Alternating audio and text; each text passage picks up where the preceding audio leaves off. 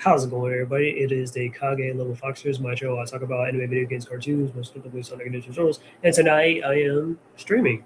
Yep, I also go by Jonah Level Fox or Keenan Fox, Kubi Charmer on my other channel, whatever you prefer calling me. But, it is what it is.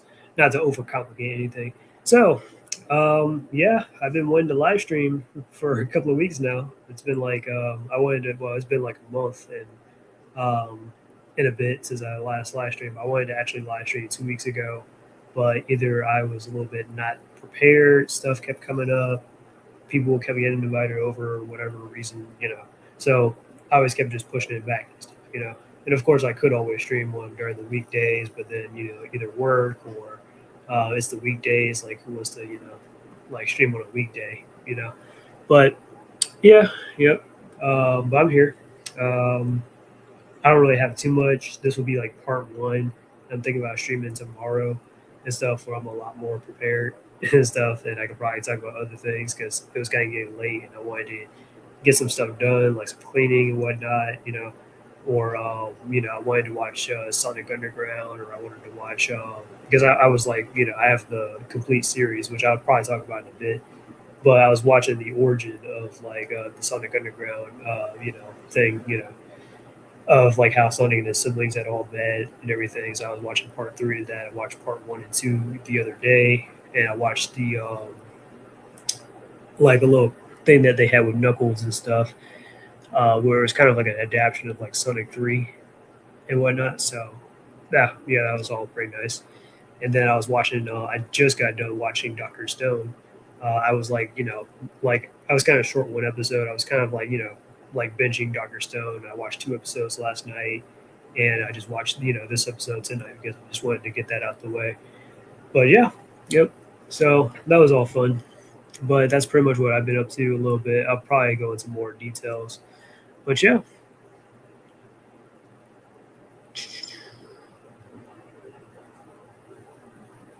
But anyways, but yeah, a couple of weeks ago it was actually Free Comic Book Day and stuff. So let me show you guys what I actually got from Free Comic Book Day.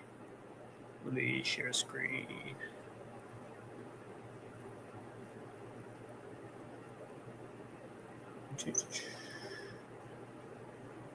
All right, here we go. All right, so pretty much I got this epic collection of Captain America and stuff. Kind of wanted to get to know Captain America a little bit more as a character and whatnot. I actually might consider Captain America probably to be my favorite Marvel character currently. I mean, don't get me wrong, Spider Man, Daredevil, and all of them is pretty cool, but I think Captain America for me kind of resonates a little bit more.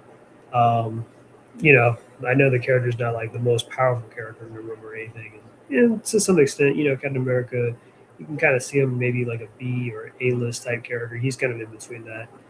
When you really think about it in the grand scheme of things, where he's either like, the titular, like not the titular character, but he's like sort of the central character and the leader of the Avengers, or he has his own story going on, which, isn't really talked about a whole lot. But, you know, but yeah, but I just wanted to look more into Captain America's stories and stuff, and just looking back on that. So this is like a little '90s collection thing, which covers is like a little bit of some '90s era stuff, not all of it, of course, but just a good portion of it, at least. So you see like Black Panther on there on this side. This is actually Falcon. I didn't really know that because I've never seen Falcon wear like a mask like this before. But yeah, because usually he has his hair showing up at top, but this is probably like one of his little '90s outfit. I don't know who this is right now, but yeah, it could be that dude with the saber tooth tiger, I think. And I think he's had some crossovers with like Spider Man and stuff before. But I got this during Free Comic Book Day because I was eyeing it and I skimmed through it and I thought it looked interesting at my comic book shop. So when like Free Comic Book Day happened, I mean, of course, I gotta get in on like, okay, well, I gotta get this since it's gonna be at a certain like price or whatever. It's gonna be down. And then this is the back of the cover and stuff. So in the first comic, Captain America is teaming up with Ghost Rider, and they're fighting this guy that's ironically called the Scarecrow and stuff. Basically, this guy has the ability to like kind of control, like to manipulate fear and stuff like that. So that was kind of a problem for Captain America. He has an obsession with trying to like victimize Captain America or whatever. And Ghost Rider was already on the scene because this guy had attacked one of Ghost Rider's friends. And this is not Johnny Blaze, but this is I think the second Ghost Rider after him, like the Daniel guy or whatever I think his name was. I can't remember his last name, but I can easily search it up. But it's called his but he's called Daniel, or that's his name, Daniel. And stuff. Him and Captain America team up. Captain America kind of realized like I know you're not as bad, like because police and stuff kept complicating Ghost Rider's job and stuff because they were like, oh, this is a scary dude on a motorcycle with a flaming skull and stuff. He's a crazy vigilante and stuff. And Captain America knows, like, yeah, he's one of the good guys because yeah. But yeah, and then I got this Miles Morales comic. I didn't get a whole lot from Free Comic Book Day, just some collection stuff because I want to kind of get more collection stuff or like graphic novels to kind of like versus just getting floppies or single issues because when you get single issues, well, there's always going to be more to the story and stuff like that. So if you just get a collection of stuff, at least you get like at least that entire like storyline sort of, or at least a part of it. So you know where to start and everything. Hang on one second.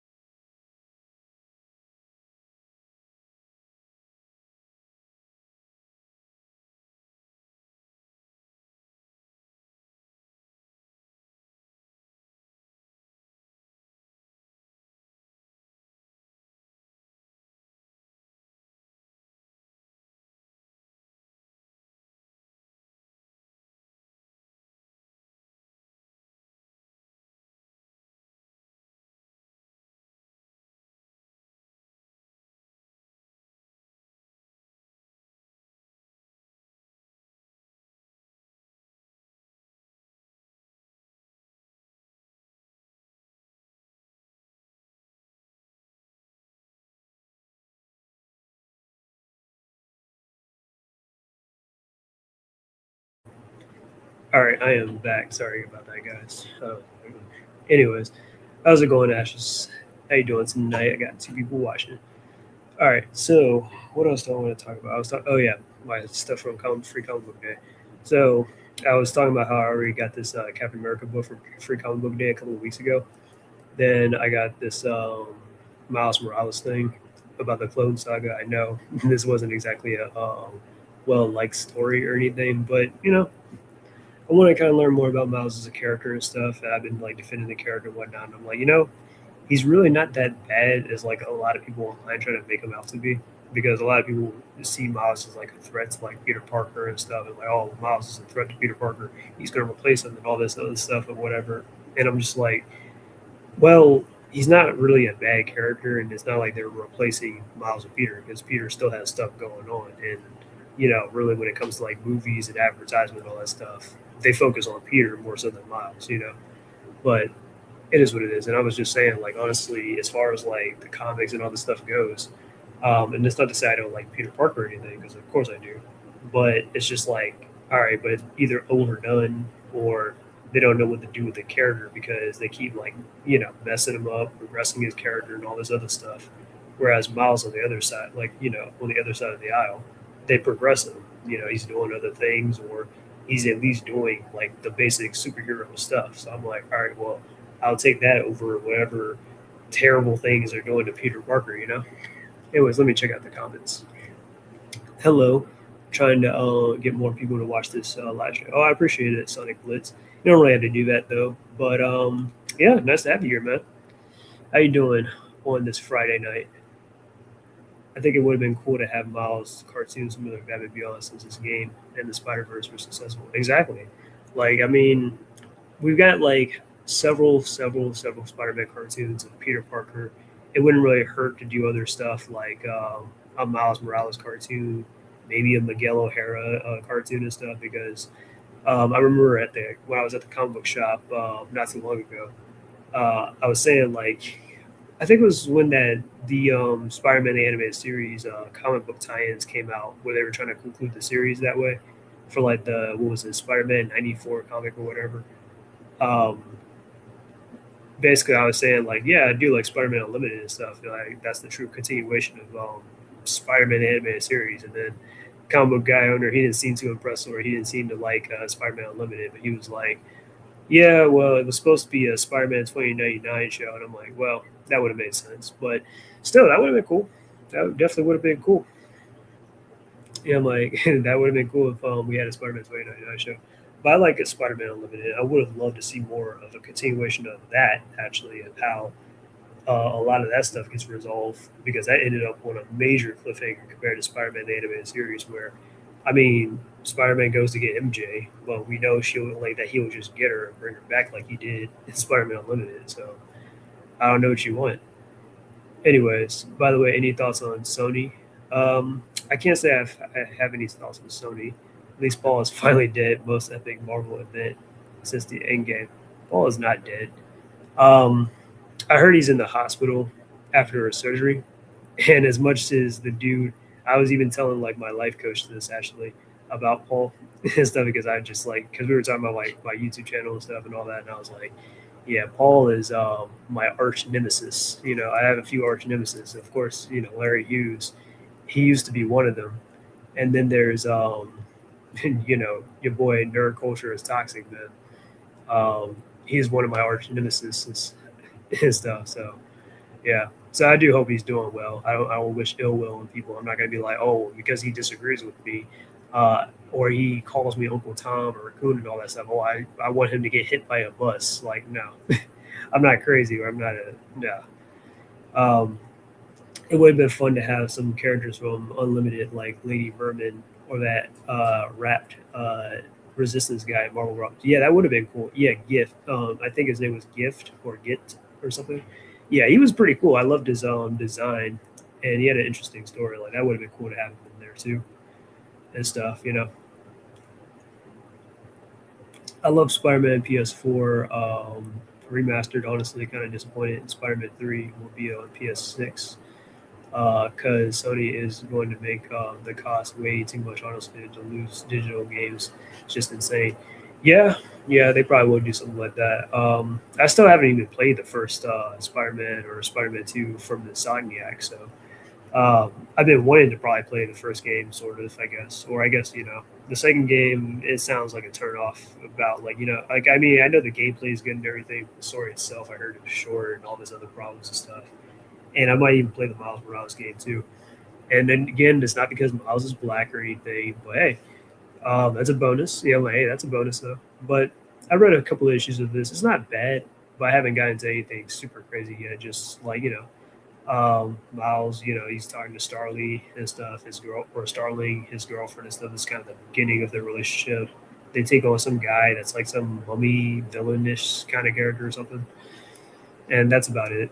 But trust me, more stuff will come. I just read a few issues of this because I've been reading everything else, like this Captain America thing, and I got Invincible. Yep, yep, finally got Invincible. Oh, what's happening, Alyssa? The cat's been a while. I hope you're doing so well. Thank you. Yeah, it's nice seeing you and stuff. I saw your video on Larry Hughes again and stuff. I was like, oh, Larry Hughes. But yeah, it's nice to see you though, and doing well and whatnot. But anyways, I was just talking, telling everybody how I got what I got from Free Comic Book Day and stuff. So I got Captain America, this epic collection.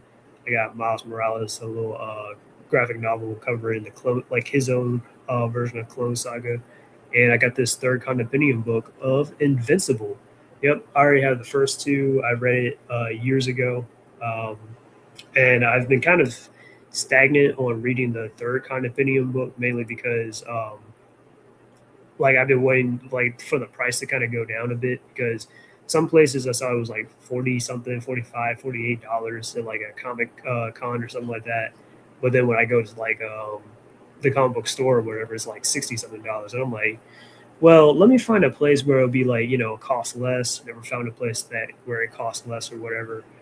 And I've always like been like, all right, well I'll get it at some point. But then I always keep like putting it on the back burner and like procrastinating on really getting it because I want to get to a better place with like what I mean because it's $60, but yeah. But I finally got it. I read some stuff of it today too. I definitely got to that part um, yesterday actually where Mark got touched by who Anissa and stuff, and now he's dealing with Robot and his daughter is just got born and everything, and Robot is like now a villain, and he killed Cecil Stedman, Mark's mentor, and all this other stuff, and he's um, like genociding a lot of the superheroes that they associated with, and everything. It's crazy. So yeah, I mean, well, yes, major spoilers by the way, but sorry. But that's just from the comic, though. That's just from the comic. Who knows? They might do something stupid with the show, so you never know. But yeah, so all that stuff. It's like, man, Mark has it bad. Like if his life was like a was a face is being punched multiple times. Anyways, let me read some of these comments. Miles Morales is the same story as the original, but done in a less impactful storytelling way. Okay. Although it's a shame for Marvel Rivals probably won't add Stan Lee as a playable character, even or April Fool's event. That would be interesting. Like I never thought. Yeah, I know that's probably a joke though. But speaking about that, they actually I heard on well I've heard like from the news and stuff they actually named a street after Jack Kirby himself, the King Jack Kirby. So that's pretty awesome that Jack Kirby's getting some love. I should try this. Oh, I guess this book or whichever book.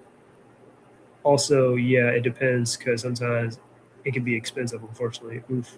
Yeah, but at least you get all these comics, like these comics and stuff, and it helps me like kind of like like I can get through it pretty fast and whatnot.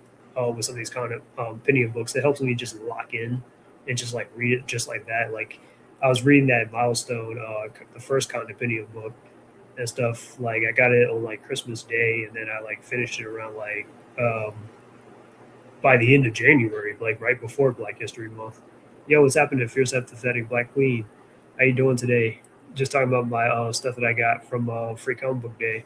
So I got these three mainly, these three books: Captain America, Miles Morales, and Invincible. Trust me, these books were big enough. They cost like it would have been like $140 something, I think, but thanks to the thing with free comic book day, it was like $100 instead, so $40 off. So that's pretty nice. So, I'm kind of locking in and reading some of this stuff, so that's pretty good. This is also what came with Free Comic Book Day. I got like a slew of other comics, but these are the two that really interested me. Was this He-Man thing, which I haven't read yet, and the Street Fighter Free Comic Book Day, which I haven't read yet either. But I'll get to that eventually. But I wanted Mega Man because I think they had Mega Man for Free Comic Book Day, but I asked for it. They were like, "Well, I don't think they have it, or it should be in the bag or something." Yeah, they told me it was in the bag, but I looked at it and I didn't see it. And then I went to another comic book shop that I normally go to. Uh, I don't think they had Mega Man either. So I was like, all right, maybe I might have to get it online or something, or maybe I'm just tripping. But at least I got the Street Fighter man, though. That's what I really wanted. And the other stuff for Free Comic Book Day, I could just like give that away. I know a store, or not a store, but I know a place. It's like a what is it called? Not a thrift store, Goodwill. It's like a sort of like a Goodwill where I can probably get like store credit or something for that, or get a little bit of money back. Well, even though I didn't spend money on this, it's free comic book day. Any thoughts on my art and what I make of it? I do like your art and stuff. I haven't seen a lot of it recently, but I've seen your profile pic right now, and I've seen a lot of your other work and stuff, and I like it and stuff. You definitely have your own kind of unique style, and I kind of appreciate that. But speaking about art, I actually wanted to talk about art in a different type of stream or something like that. But um, I might talk about that either a little bit today and more so tomorrow to try and go a little bit more in depth. But yeah, speaking of fighting games, you seen Mortal Kombat 2, the movie? Yes, I have. Fierce Sympathetic Black Queen. I'm thinking about actually making a video out of that. I was just working on that script today, actually, since you mentioned it. But yeah, but I'm not gonna spoil anything in this stream though, because there are probably some people that haven't watched it. But yeah, it was pretty decent. I'm not against it entirely. I was like, eh, but it's a step up definitely from the first movie. And it's kind of it's enjoyable, it's serviceable and stuff. I mean, I would just say that the ending, let's just say, subverted expectations and stuff. But other than that, it's a solid movie. Like I was kind of thinking, like, man, between this or Annihilation, which one would I like better? And I know a lot of people don't like Annihilation. I'm not like saying I'm a huge advocate of Mortal Kombat Annihilation. Trust me, I know Mortal Kombat Annihilation is not a good movie, but it has a lot of good scenes in it. In my personal opinion, like I love the some of the fights and stuff like that. I feel like were pretty memorable, and some of the soundtrack in there, like Sonya and Jax versus Cyrax, is one of my favorite fights from that movie. Liu Kang versus Smoke and stuff, especially that soundtrack, dude. Chili Bone, Chili Bone, fire! Da-da-da-da. Yeah, like yeah. So they had some pretty decent fights in there, though. So I'm not gonna lie, a lot of backflips and a lot of some bad acting and stuff. I get it, but yeah, and some meme worthy stuff, like even from Shao Kahn. Like Shao Kahn was, "This is glorious." Did you make them beg for mercy? It was so over the top, but still, I gotta appreciate it though, and I like some of the costumes in there too. I mean, they were doing a little bit too much, but I didn't see the movie. I just watched Michael movie, and Michael is in a jail. Yeah, that was a cool movie too. I liked. Yeah, I also saw Michael before I saw Mortal Kombat and stuff. That was also pretty good as well. Um, of course, I like Michael Jackson's music and stuff. I can't like. There's not like a song that I don't like from Michael Jackson. But I usually listen to stuff like kind of more so his later work than his earlier work. Like more so like I've watched or has I watched well there are short films too, of course, but I listen to like Stranger in Moscow. That's a really cool one and stuff. What else do I listen to? The Earth song. Yeah, I remember my teacher, I think it was my physics teacher, Miss Mahajan and stuff. She played that song one time in class for like when she was doing like a presentation and stuff for us, and she played that song. It might have been her or another teacher I had, but that was pretty cool. That got me into that song though. What about Africa? Or yeah, all that stuff. But of course, Smooth Criminal, Beat It, Thriller, all that stuff, classics. But yeah, but as far as his history goes, I don't know like all of Michael Jackson's history, but that movie kind of gave me a little bit of a general idea. Like I know his dad, Joe Jackson, was definitely tough on him and whatnot. Um, and yeah, low key, he kind of was abusive to Michael and all that other stuff. And I'm like, damn, that kind of explains why Michael had a lot of you know a lot of problems and stuff, especially like with his appearance and whatnot. Like, man got like all these plastic surgeries and stuff, and it's like, damn. Well, part of it was also because he had vitiligo as well, so I can kind of see that too. But it's like, damn, I mean, he was kind of fine as he was. Like, he didn't have to like, do all that stuff to him, like change his nose and all this other stuff. But yeah, it is what it is. But his nephew though, Jafar Jackson, yeah, yeah, Jafar definitely nailed the look of Michael, that's for sure. And the kid that played as kid Michael Jackson, they really got them down back. Also, completely unrelated, but happy late birthday to Kirk Thornton. I wonder how long we would have a current Sonic voice actor veterans. Yeah, the voices of Shadow and Orbot. Yeah, what's happened to Steven? Nice seeing you, bro. I know I'm doing this live stream a little bit, but it is what it is. I definitely got like four people or a lot of people in here, more so than I expected. But yeah, so I'm just covering stuff that I got. I don't know how long this will go on. I kind of wanted to do this a lot, like a little bit earlier, like around 8, but here it is 11 and stuff. So it is what it is. Um, I mean, I don't see movie of Mortal Kombat yet. Yeah, yeah, yeah. Bad and Beat It. Yeah, those are good too. Are the best. It's up in an XE kit. And yeah, just like what I told Fierce Sympathetic Black Queen. Yep, I saw the Mortal Kombat 2 movie. I'm not going to be talking about it too much in this movie. I mean, if you want to ask me some questions, sure, but I'm not going to try to spoil anything um, because there are obviously people that have not watched it. So yeah, I might make a video about it at some point next week, maybe. But yeah, saying to me, I am in the class of playing Michael Jackson Earth for We Are the World at the middle school. Yeah, yeah, yeah. They played it for me back in high school though. But it was still really good though. I mean, I like that. Yeah, that was pretty cool. We all had some interesting conversations about stuff like that. Who plays Michael Jackson movie and Bruno Mars in that movie Bruno Mars? Oh, I don't know, but yeah. Anyways, so this is what I got from Free Comic Book Day.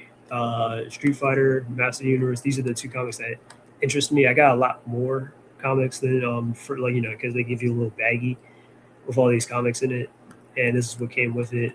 So I like these two. I wish I would have gotten Mega Man, and I got a bunch of other comic books that I'm just gonna give away. Like I said, Invincible, Miles, and Captain America. That's all I really got. I'm not really and then this is some of the comics I got this week. So I got Mega Man X. This came out this Wednesday. Mega Man X issue 3. I'm glad that they're definitely adapting the Mega Man, the first Mega Man, game and stuff into a comic book thing. I hope they definitely keep it up. I want to see like Mega Man X2 and 3 and a few others get a few adaptations. It probably doesn't have to be all of it, but at least get us like to 2 and 3 and maybe 4 and stuff. I would love to kind of see how all that stuff went down. 5, oh man, 5 is already kind of convoluted with the story because Mega Man X6 is it's a lot. I don't know, but this is really good. This has they kind of skipped, well, not skipped over, but they kind of like yada yada X's battles with armored armadillo, uh, with launch octopus and boomerang Kowanger. So this is about him fighting this robot, which I knew this robot was created by Dr. Light and stuff, or it was heavily implied that this is created by Dr. Light. Because if you know Mega Man, this robot, I'm like, yo, this robot strongly resembles like Otto, and I'm like, that can't be a coincidence. So this robot, they explain in this comic that it was created to like test X and stuff before he gets the capsule, which makes sense because if you play the first Mega Man X game and stuff, and you like get to the capsule location, you have to go through this robot first, and once you beat the robot, which trust me, the robot has a lot of health, or it doesn't show you the health, but it takes a lot of hits. You got to hit it in the head or whatever with the X Buster. Like, takes a lot of hits. And I think if you have Spartan Mandrill's thing, it's that's his weakness. But even still, it takes a while to beat this thing though. But then once you defeat it, you get the capsule upgrade. So yeah, I think it's the body armor one where you can take a lot more hits, but like but less damage though. So this was pretty cool. And instead of X fighting Sting Chameleon, it's actually Zero who fights Sting Chameleon in X's place, and then X shows up at the last minute to defeat Sting Chameleon to save Zero. So it was pretty cool. And then you got I got Spawn. This is probably the first time I've ever actually owned a Spawn comic because I don't think I've ever owned a Spawn comic before. I used to like how I got into Spawn was actually from the HBO cartoon series, which I really had no business having like watching that when I was like in fourth grade. But that was my first introduction to Spawn because I had like I went to like a Goodwill place, like my mom took me there, and I saw this like I was like, oh wow, this character looks like Batman. I was like, hey mom, can I get this? And she was like, well, all right, fine. Because it didn't cost a whole lot, and we still had like a little bit of a VHS player, anyways, despite the times. So I got it and I watched it. And I was like, oh my god, like because it was like like it was hardcore. I was like, yo, this is like blowing my 10-year-old mind and stuff when I was watching it at the time. So I finally got a Spawn comic and stuff. I thought it looked interesting, so I just picked it up. I haven't read it yet, but yeah. And then I got this He-Man Master of the Universe comic as well. Again, haven't read it yet, but I thought it looked interesting. I've read I think issue 1 and issue 3, but I don't think my comic book store got issue 2 or issue 4. So I don't know. Maybe I'm reading it out of assortment. And then of course, I got the recent issue of TMNT that came out. Issue 18 that came out this week and stuff. So I might talk a little bit about that for a second. But let me check out the chat because I know I've been going on for a bit. Uh, Also, Street Fighter live action is coming out sooner. Oh yeah, yeah, I'm definitely looking forward to it. There's a part of my pride that, like, as a Street Fighter fan, because I'm more of a Street Fighter fan than Mortal Kombat fan, but I like both as well. But I do hope the Street Fighter movie will be a little bit more better because I think they put more time and effort into like the costumes and the look of like Street Fighter more so than Mortal Kombat, where like like the characters actually look like the characters like straight out of the video game from like the costume designs and all that stuff. But yeah, speaking of comics, finally caught on to IDW TMNT Battle Nexus, and it felt nothing like a nothing burger solely with reference for me. At least Savante Ramiro had his best moment since the 2012 series. Yeah, yeah, I didn't read all of it. I kind of skimmed some of that stuff, to be honest, and I didn't honestly buy all the issues. I think I bought like maybe one or two issues of it, to be honest with you. Um, but that's really about it. Like, because it just, yeah, I know, I get you what you mean, though. I mean, if you just want to read it solely for the fights and stuff, which would probably last like a few pages and stuff, then like go for it. But it's not like anything of substance. But at least we got Ninjara back, so that's something. Yeah. Are you hyped for the new Mega Man game? I honestly hope they keep Double Gear system in a bit overpowered if you know how to use it. But it's really cool. But it did make it feel more like a Mega Man X game. To be honest with you, no, I'm not really hyped about it. I mean, don't get me wrong. That's not to say I don't like classic Mega Man or anything. I am a Mega Man fan, and as Mega Man fans and stuff, we all have our own preferences, whether it be like classic Mega Man, Mega Man X, Mega Man Zero, Mega Man maybe ZX or something, Mega Man Battle Network, Star Force, all that stuff. Or Mega Man Legends, even almost left out Mega Man Legends, and a lot of people definitely love Mega Man Legends. I've never played Mega Man Legends yet, or Star Force. I had one game of Battle Network that was actually on the GameCube, not the Game Boy, but on the GameCube though. It was interesting, but yeah. Um, but mainly I've played classic Mega Man X, and Zero and ZX because I have the Zero and ZX collection on the Switch. If you guys, if you've seen it before, but yeah. And Mega Man X, I just uploaded a video of me playing Mega Man X and like trying to like with the cutscenes and me going through like the bosses and stuff like that. Because I kind of wanted to talk about that at some point, but I'll probably talk about it tomorrow when I have more time. But yeah, But no, I'm not like I wouldn't say I'm excited for it because I just feel like with classic Mega Man, and again, no shade on classic Mega Man, but I don't really feel like it's going to go anywhere story wise. And it's just like, the same, kind of formulaic kind of thing where like you go through the stages, you fight robot masters, you go through Dr. Wily, you beat Dr. Wily, and then, the day is saved and all that. That's kind of like how one new Mega Man games are. Whereas I kind of just want a little bit more of a story to it or something a little bit. Or even with classic Mega Man, I kind of want to get some answers as to like what became of like Mega Man before we get to Mega Man X. And we get a little bit hints somewhat here and there, like in Mega Man Powered Up Fighters or like what in like Mega Man what 8 or 9 or something like that or 10, where they kind of allude to something a little bit more bigger. But yeah, that's about it. Also, the design costumes of the Robot Master weapons is way cooler than the recolored normal Mega Man. I hope they put it the new game as well. Yeah, that would be cool. To be fair, at least the Battle Nexus finally closed the melodrama between Raph and Alifex. Hello, thank you, man. Yeah, I know. I mean, that was so artificial drama that Sophie Campbell had conjured up that I just hated so much because it took a while for like Raph and Alifex to finally get together, and I mean like to finally get together after all that time. And then when they finally get together, like Sophie Campbell decides, all right, well, you know what? Let me create some drama and let me just break them up and stuff. And I'm like, why? Like that's stupid, you know? Like, oh my god, that was like a slap in the face and stuff. Like it really felt like a slap in the face, in my personal opinion. Just like why? Why would you do that? And Olympics was just so out of character too. Street Fighter and Mortal Kombat need a crossover each universe. It's a fun idea. Yeah, that would be cool.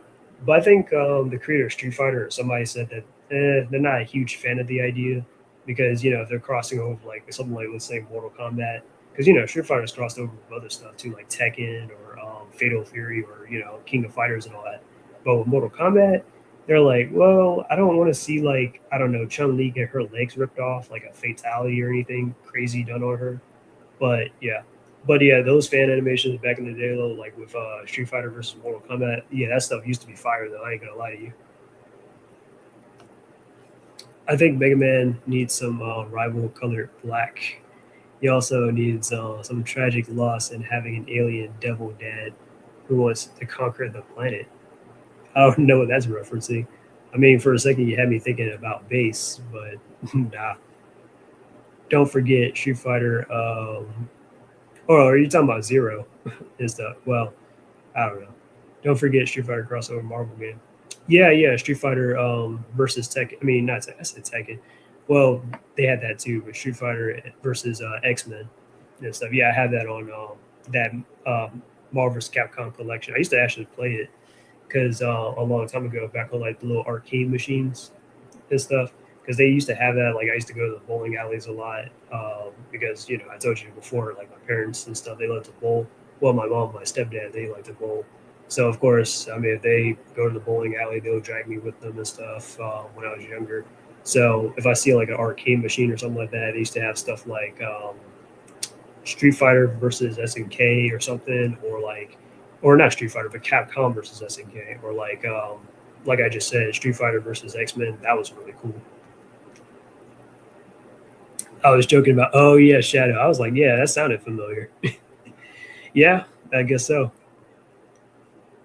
I was like, I know it sounds somewhat familiar. But anyways, so I got issue 18.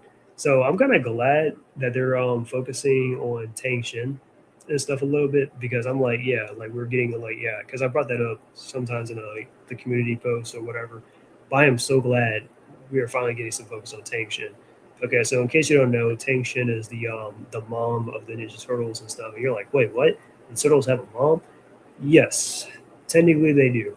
Okay, not in all versions, but yes, Potentian is is their mom. Okay, um, yeah, to the Ninja Turtles. Now she is that in the 2012 series where she's technically their stepmom or adopted mom because she's the wife of Hamata Yoshi, which Hamata Yoshi is Splinter and stuff. So that would by default make them also like her children as well. and they had the little episode where they went back in time and they met her and the baby Karai and stuff. So that was a really nice, genuine moment, though.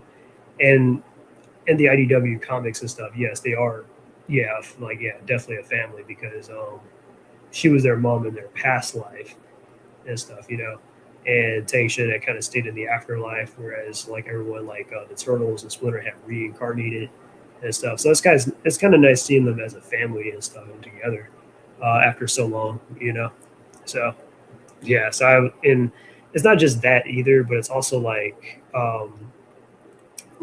even in like the beginning of like the IDW comics and stuff, like the Turtles, some of the Turtles besides I want to say besides maybe Raphael, I think they all kept getting like hallucinations or like whenever they had like some kind of out of body experience and stuff, they always like were visited by Tang Shin.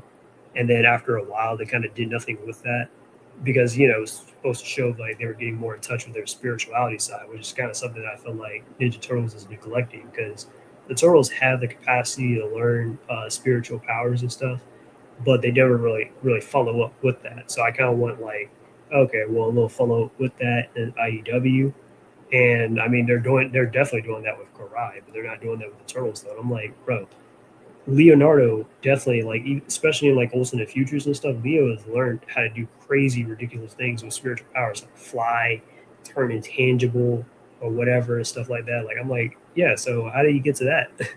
you know? Or even the which god he can literally um, go to the spirit world by just meditating and stuff like that.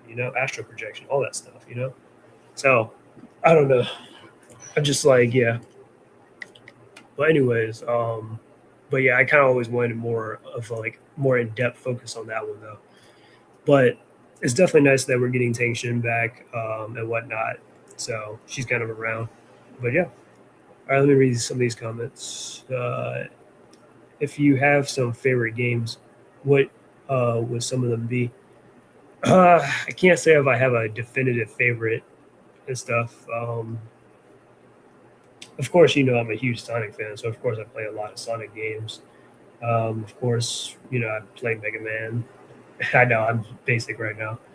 I got my games over there. Let me look for my PS4 games. I definitely love playing Marvel vs. Capcom though. I'm not gonna lie to you. I've played Super Smash Brothers. I'm not an expert, like I'm not a pro, but I used to play with friends and stuff, and it's kind of like one of those games where it's fun playing with like a party and stuff, you know. So I haven't touched it in a while. Street Fighter Six is one of my favorite Street Fighter games, that's for sure. Um, I know you guys saw me playing Fist of the North Star and stuff. That was a really fun game. Like I enjoy playing that. I know sometimes it's probably not appropriate to like depending on the video topic and stuff. If it's like a mature video topic, maybe I should probably play it then. But well, that was really a fun game too, like a fun little beat 'em up and all that. So that's just some general ideas, I guess. I might actually tell you a game that I was kind of playing recently though.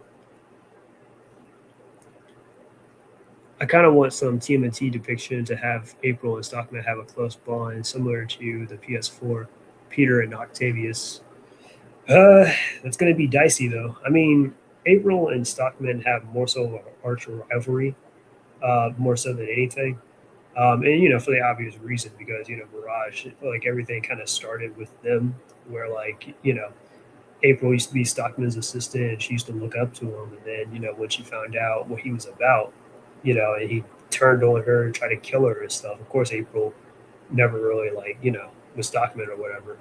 And then other versions and stuff, it's like that, or April sometimes tries to appeal to Stockman's humanity, like she tried to in like the 2012 version or the 87 version and stuff. But it's not like their rivalry like that strong in those versions though. But but still. But yeah. But she does admire Stockman in a way like where she knows like he's a brilliant like scientist and he could do like so much more good for the world versus like do evil things. So yeah, yeah, Mortal Kombat is very violent, technically. Street Fighter, which universe would you rather be in, Mortal Kombat or Street Fighter? Um, I would probably say Street Fighter. Yeah, because Mortal Kombat, a lot of crazy stuff can happen in Mortal Kombat. It's a lot of death, I mean, at least you get revivals. So that's something. And you know, there is godlike power inside Mortal Kombat too. But Street Fighter, yeah, like I said, Street Fighter, um, yeah, that would be pretty solid. And even with like, let's say your avatar character and stuff, like you know, from like Street Fighter Six, like, and that's one of the things that got me playing Street Fighter Six is definitely the World Tour mode and stuff where you just play as like, you know, yourself and you travel around and you train with other Street Fighters and stuff. Like, yeah, you have the capacity to definitely do that kind of thing and like you know meet other people and stuff like that, learn their techniques or whatever, you know, stuff like that. I think that'd be cool. And I just like Street Fighter's story a little bit more than Mortal Kombat, but Mortal Kombat has a good story too. But it's just like it's kind of got a repetitive, though, in my personal opinion. If you made a last run in TMNT game that kind of gameplay which you want for the game, honestly, I would like a 3D beat 'em up like Arkham game, but have its own spin on it. Yeah, do something like that, like a 3D kind of like, or think of it like what I would personally do is like have it be like a hack and slash more so than like a beat 'em up. So like think of like stuff like Devil May Cry, God of War, Ninja Gaiden, you know, stuff like that. I think that's what they should aim for. They do like a last Ronin type of thing. Or I remember the shock reaction of Donatello. Yeah, yeah. A lot of people freaked out or was like, "Oh my god," you know, like in tears when they heard about Donatello's death. I was like, "Wait, what? There's no way they'll kill off Donatello and stuff." I mean, I don't think I got like I kind of got into IDW after all that stuff had happened, but still, I was like, "Oh, well, I know he wasn't gonna die, but you know, but it's still crazy. It was still kind of crazy though." And it, like Donatello is my favorite Ninja Turtles. Seeing him all banged up like that, man, that's crazy. However, it would have been funny to bring back Barney Stockman, if you can recall, the obscure twin brother from '87 show. Yeah, yeah, the '87 show had a lot of just either obscure characters or like characters that like you know. Because I'm thinking like since you bring that up, that reminded me like Shredder. Like I was just thinking, and I was kind of thinking about this earlier for some whatever reason. But Shredder, you remember he has like a younger brother that is like a detective and stuff. But what was his name? Saki. Yeah, I mean, because Saki is supposed to be like, so like you know, obviously in Asian culture and stuff, usually the family name is always placed in front. So they thought that Oroku Saki, since America in Western naming order, we have like the last name or the family name as the last name. So they thought, oh, Saki must be his last name, not his actual first name. So you know, but anyways, it's whatever. Um, but yeah, yeah, or like Shredder's mom, I think she was a criminal and stuff like that. But his brother was like the actual like um, you know the only good one in the family. So yeah. So, anyways, but this is a pretty decent comic though. It had a young Master Splinter and stuff when he was a little kid. Um, this Master Splinter turned into some giant skeleton monster and stuff, and he like yeah, a lot of stuff is kind of going on. It was all right. It's not anything too major to write home about, but you know. And then this game, Shinobi. Speaking about the type of games that last Ronin and ninjas and all that stuff. So I beat this game, and I also beat Naruto Uzumaki Chronicles, the first one and stuff. I didn't scan Uzumaki Chronicles, so yeah. But anyways, I got this game at a Comic Con. What like two or last month? Yeah, like last month I got this game and stuff called Shinobi and stuff. I just saw it like it was there, and I was like, "How much is this?" And he had to look up the price, and it took him a minute. He was like, "I don't know." It was this, and I saw Resident Evil Outbreak, but I didn't really care for like getting Resident Evil Outbreak, even though I am a Resident Evil fan. But I'm like, I think Outbreak was like about a bunch of civilians trying to get out the city or something like that. But I just didn't really have an interest in it. But this though, right here, I was like, all right, well, this looks pretty interesting. So, you know, because I like ninjas, and I'm like, why not? And stuff. So I was like, all right, I'll take a chance. And he was like, well, first let me figure out how much it costs. He told me it was like 20 something dollars. I was like, all right, well, I guess. Then I got the game, and I was like, wow, this game was pretty cool. Like I gotta say, out of all the like some of the ninja games I played, I really do feel like I'm like an actual ninja in this game, where you can do like all these cool wall jumps and stuff and stuff like that.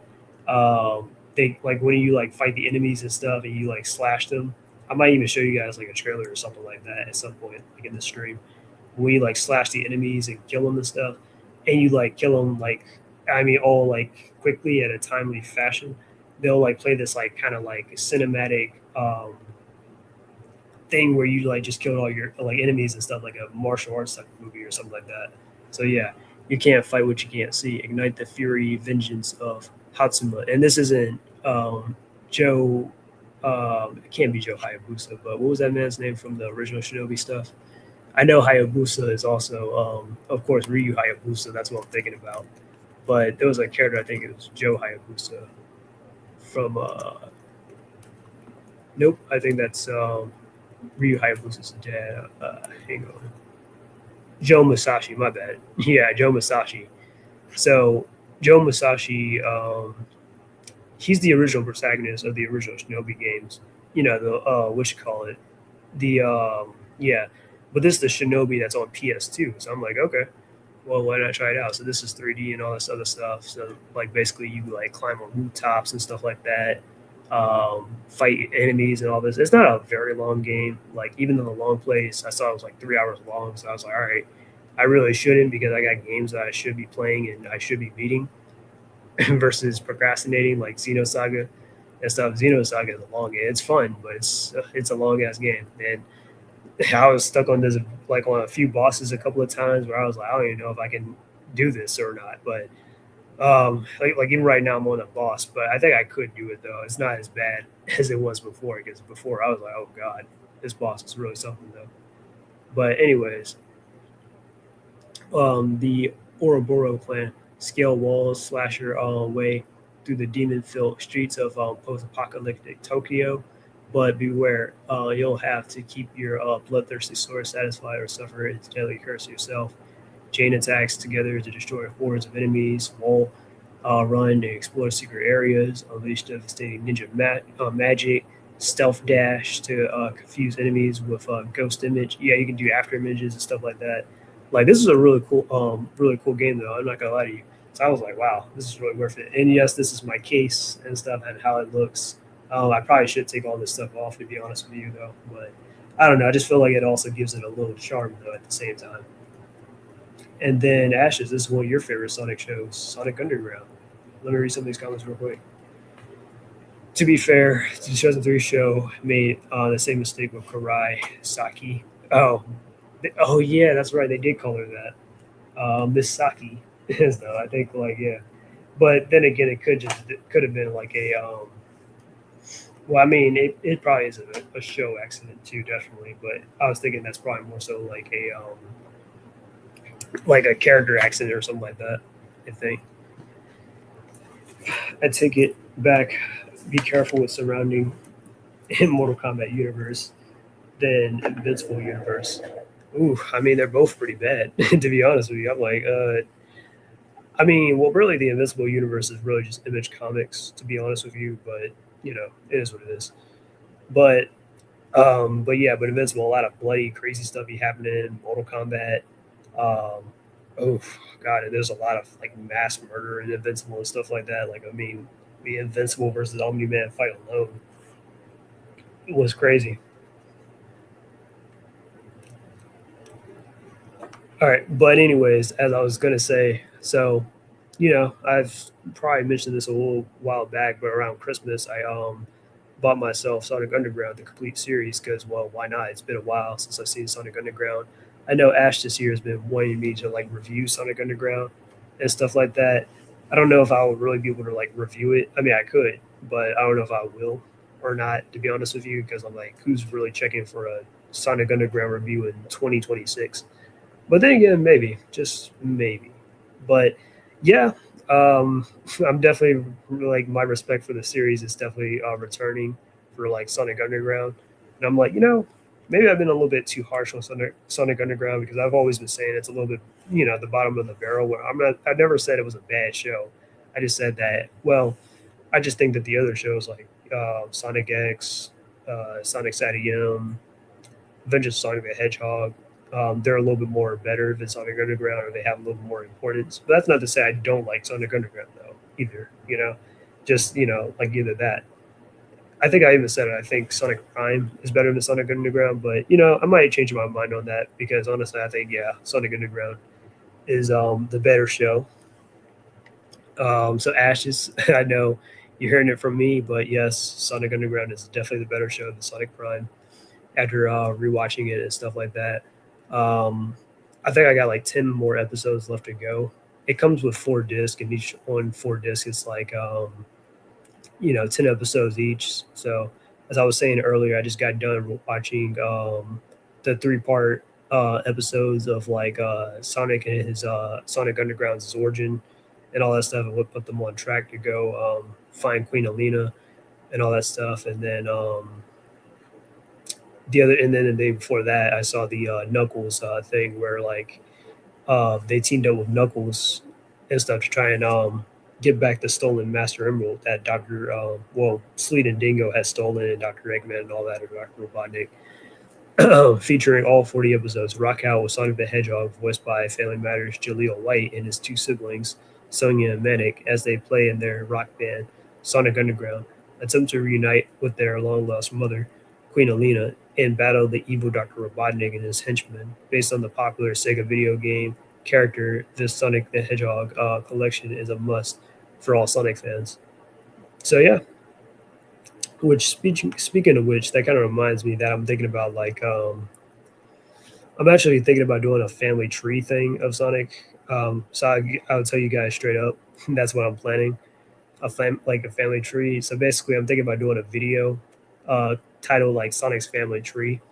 Where I'm going to do an animation, but it's going to also be like a voiceover, right?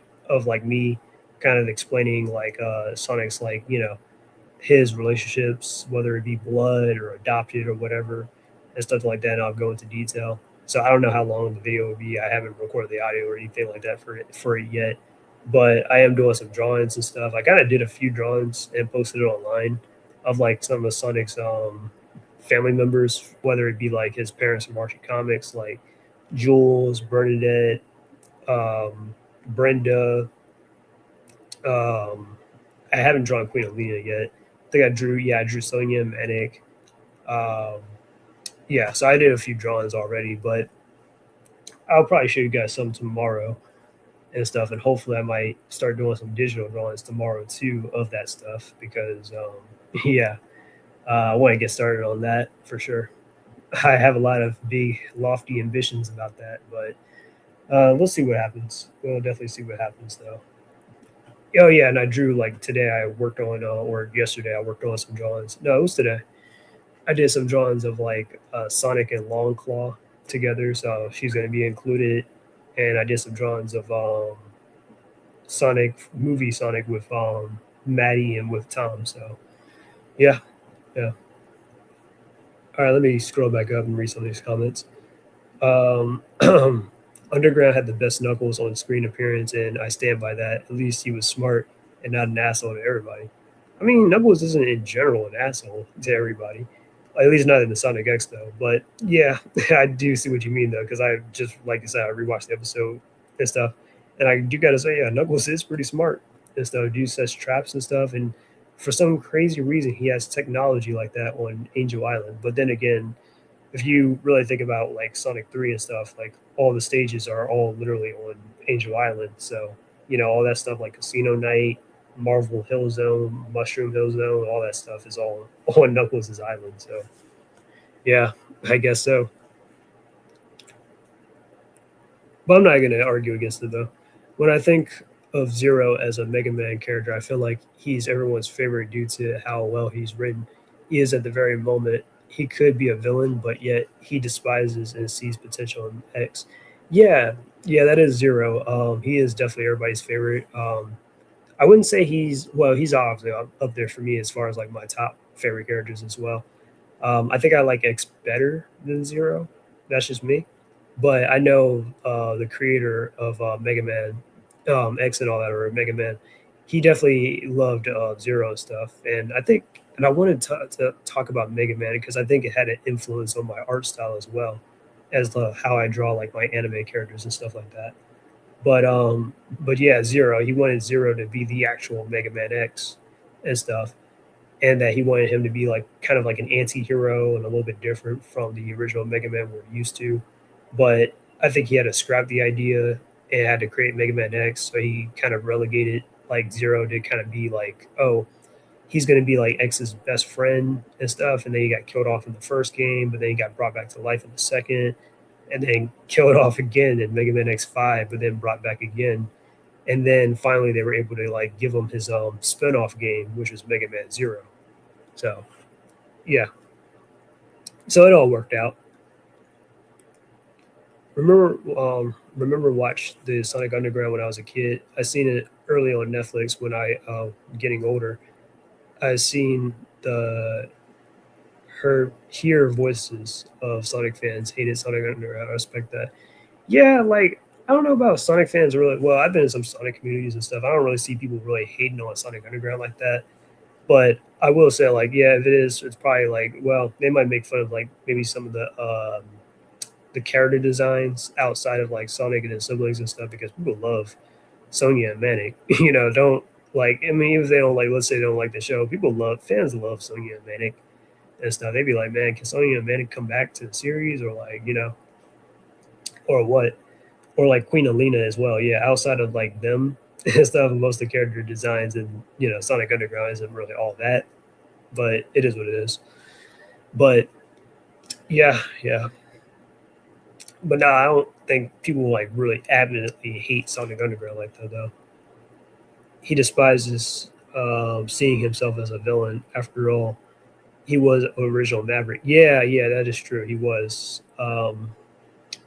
Yeah, I do feel like Zero probably needs to get over that a little bit because I'm like, Zero, you're a hero, bro. You saved the world plenty of times. Your best friend's with X, Axel. He looks up to you. Like, come on, bro.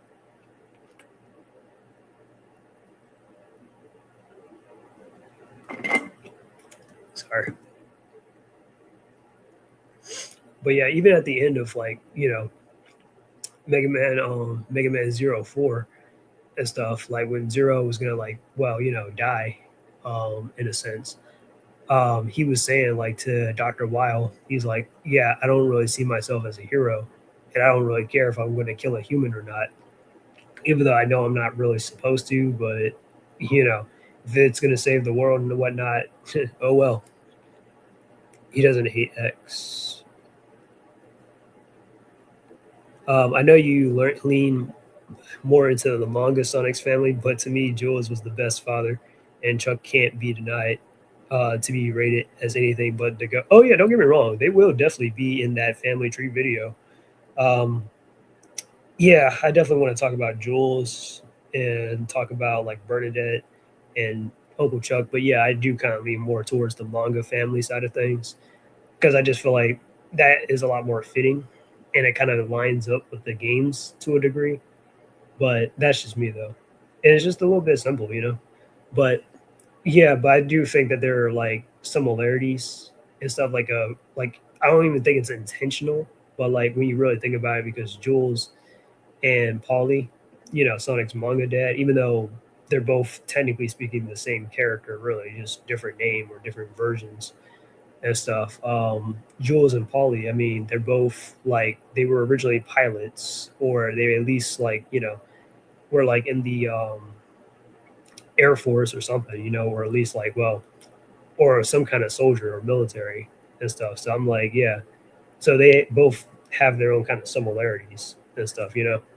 And they both like flying planes and stuff. Which I mean, that could also be because Sonic owns a plane himself, so it had to come from somewhere. Or his interest in that had to come from somewhere, but still.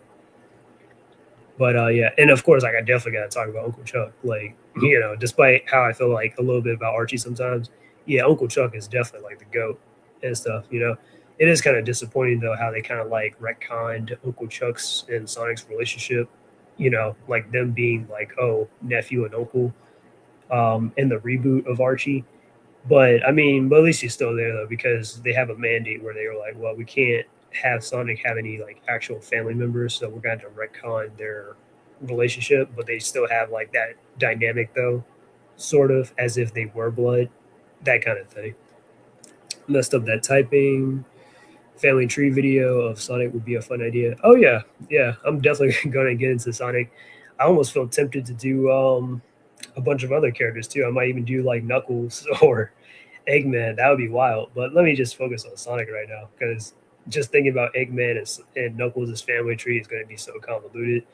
But yeah, because I got like for Sonic, I already thought about I need to add two more characters because I was watching Sonic Underground because I got added his adopted parents from that one, and I might even be crazy enough to add Sonya and Manic's parents as like an honorable mentions as well. Their adopted parents, but um, but adopted parents get mentioned, biological parents get mentioned, siblings get mentioned, ancestors, grandparents, uh, future children. So of course I'm going to have the you know, future wife, whether it be like Sally and stuff. I'm going to add Sally in there, the Acorn family, in-laws, all that stuff. Um, yeah, so like the Sonia and Manic that Sonic and Sally have that are their children, which for some reason they're named after the Sonia and Manic, even though Sonic doesn't have a brother or sister in that version. But whatever, okay. But yeah, all that stuff is going to be in that family tree. Okay, yeah, so it's going to be in there. It's going to be a little animation and stuff. Um, and hey, some of those characters have never been animated before, so that's going to be even more fun idea. So yeah, yeah, I definitely want to talk about Don't Make Cry a little bit. I have not seen the entirety of the season, but I just saw like a couple of episodes earlier this morning and stuff. My homeboy SSJ, if he's gonna he's probably gonna check the stream out later, but or he might drop by for all I know. But SSJ, yeah, he told me about it because I wasn't even thinking about it. Like, I mean, I seen the trailers and stuff like that, and I knew it was kind of on the horizon and stuff. And I think I saw like this Dante. Well, I didn't see the video, but I saw like a video recommended to me, like a Dante versus Virgil thing from that season, and I was like, nah. Yeah, I'm like, nah, I don't feel like watching it right now, or like watching that, and I'm like, oh, okay, well, that's an obvious sign that the season's released. But yes, I know, I've seen a few episodes of it. I'm still pissed off at Lady. She's a bitch. Like, I'm not even gonna lie to you. I know what they're about to do. They're about to romanticize Dante and Lady's relationship. I kind of skimmed a little bit ahead. I didn't watch the episode. Well, I didn't watch that episode. I didn't watch any of the episodes afterwards. I kind of skimmed some of it just to be like, all right, let me see what's going to go down. And I think it ends on a cliffhanger too. And Andy Shankar has a huge ego, probably just as big as James Gunn, which is a huge problem in this like modern day when it comes to these franchises that I love, especially Don't Make Cry, where a lot of these weirdos have like these egos and stuff and want to be like, oh, I want to be the one. I want to be the one to like, no, stop, stop it. You're ruining like this stuff for me, man. So yeah, so I got my problems, and trust me, I love Don't Make Cry. Don't Make Cry to me is kind of a perfect series where, like before, honestly, before that Netflix show was like like it didn't really have like I know it's okay. Granted, I know the second game a lot of people don't really like it. I kind of thought it was all right to be honest. Yeah, it's a little bit sluggy and slow, but I kind of like it though. I'm not gonna lie to you, and I like the story and the lore with it. So that's the saving grace for me.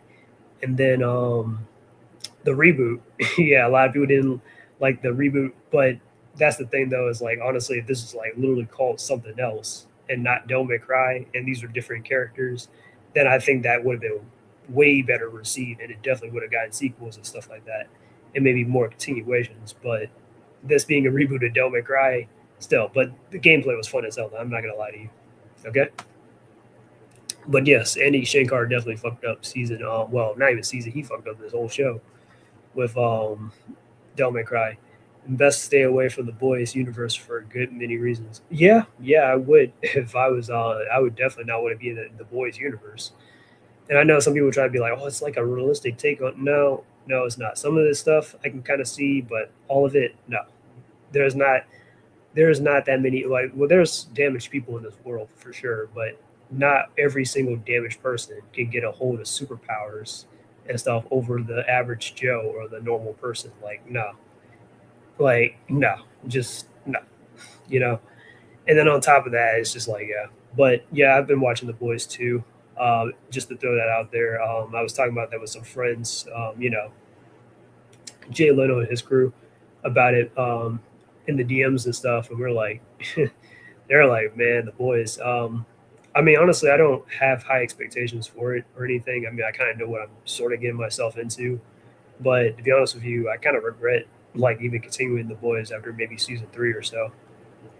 But since I've already stuck along enough with season four and season five and all that, might as well finish it, right? We got like one last episode left, so you know, gotta see how it all ends or how they wrap it up and stuff. I know it's not gonna be good, but still,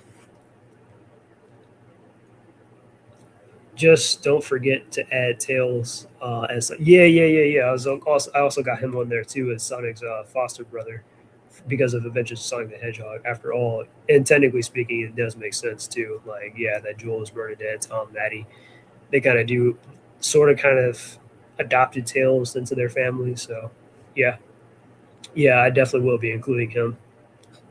So I got you there.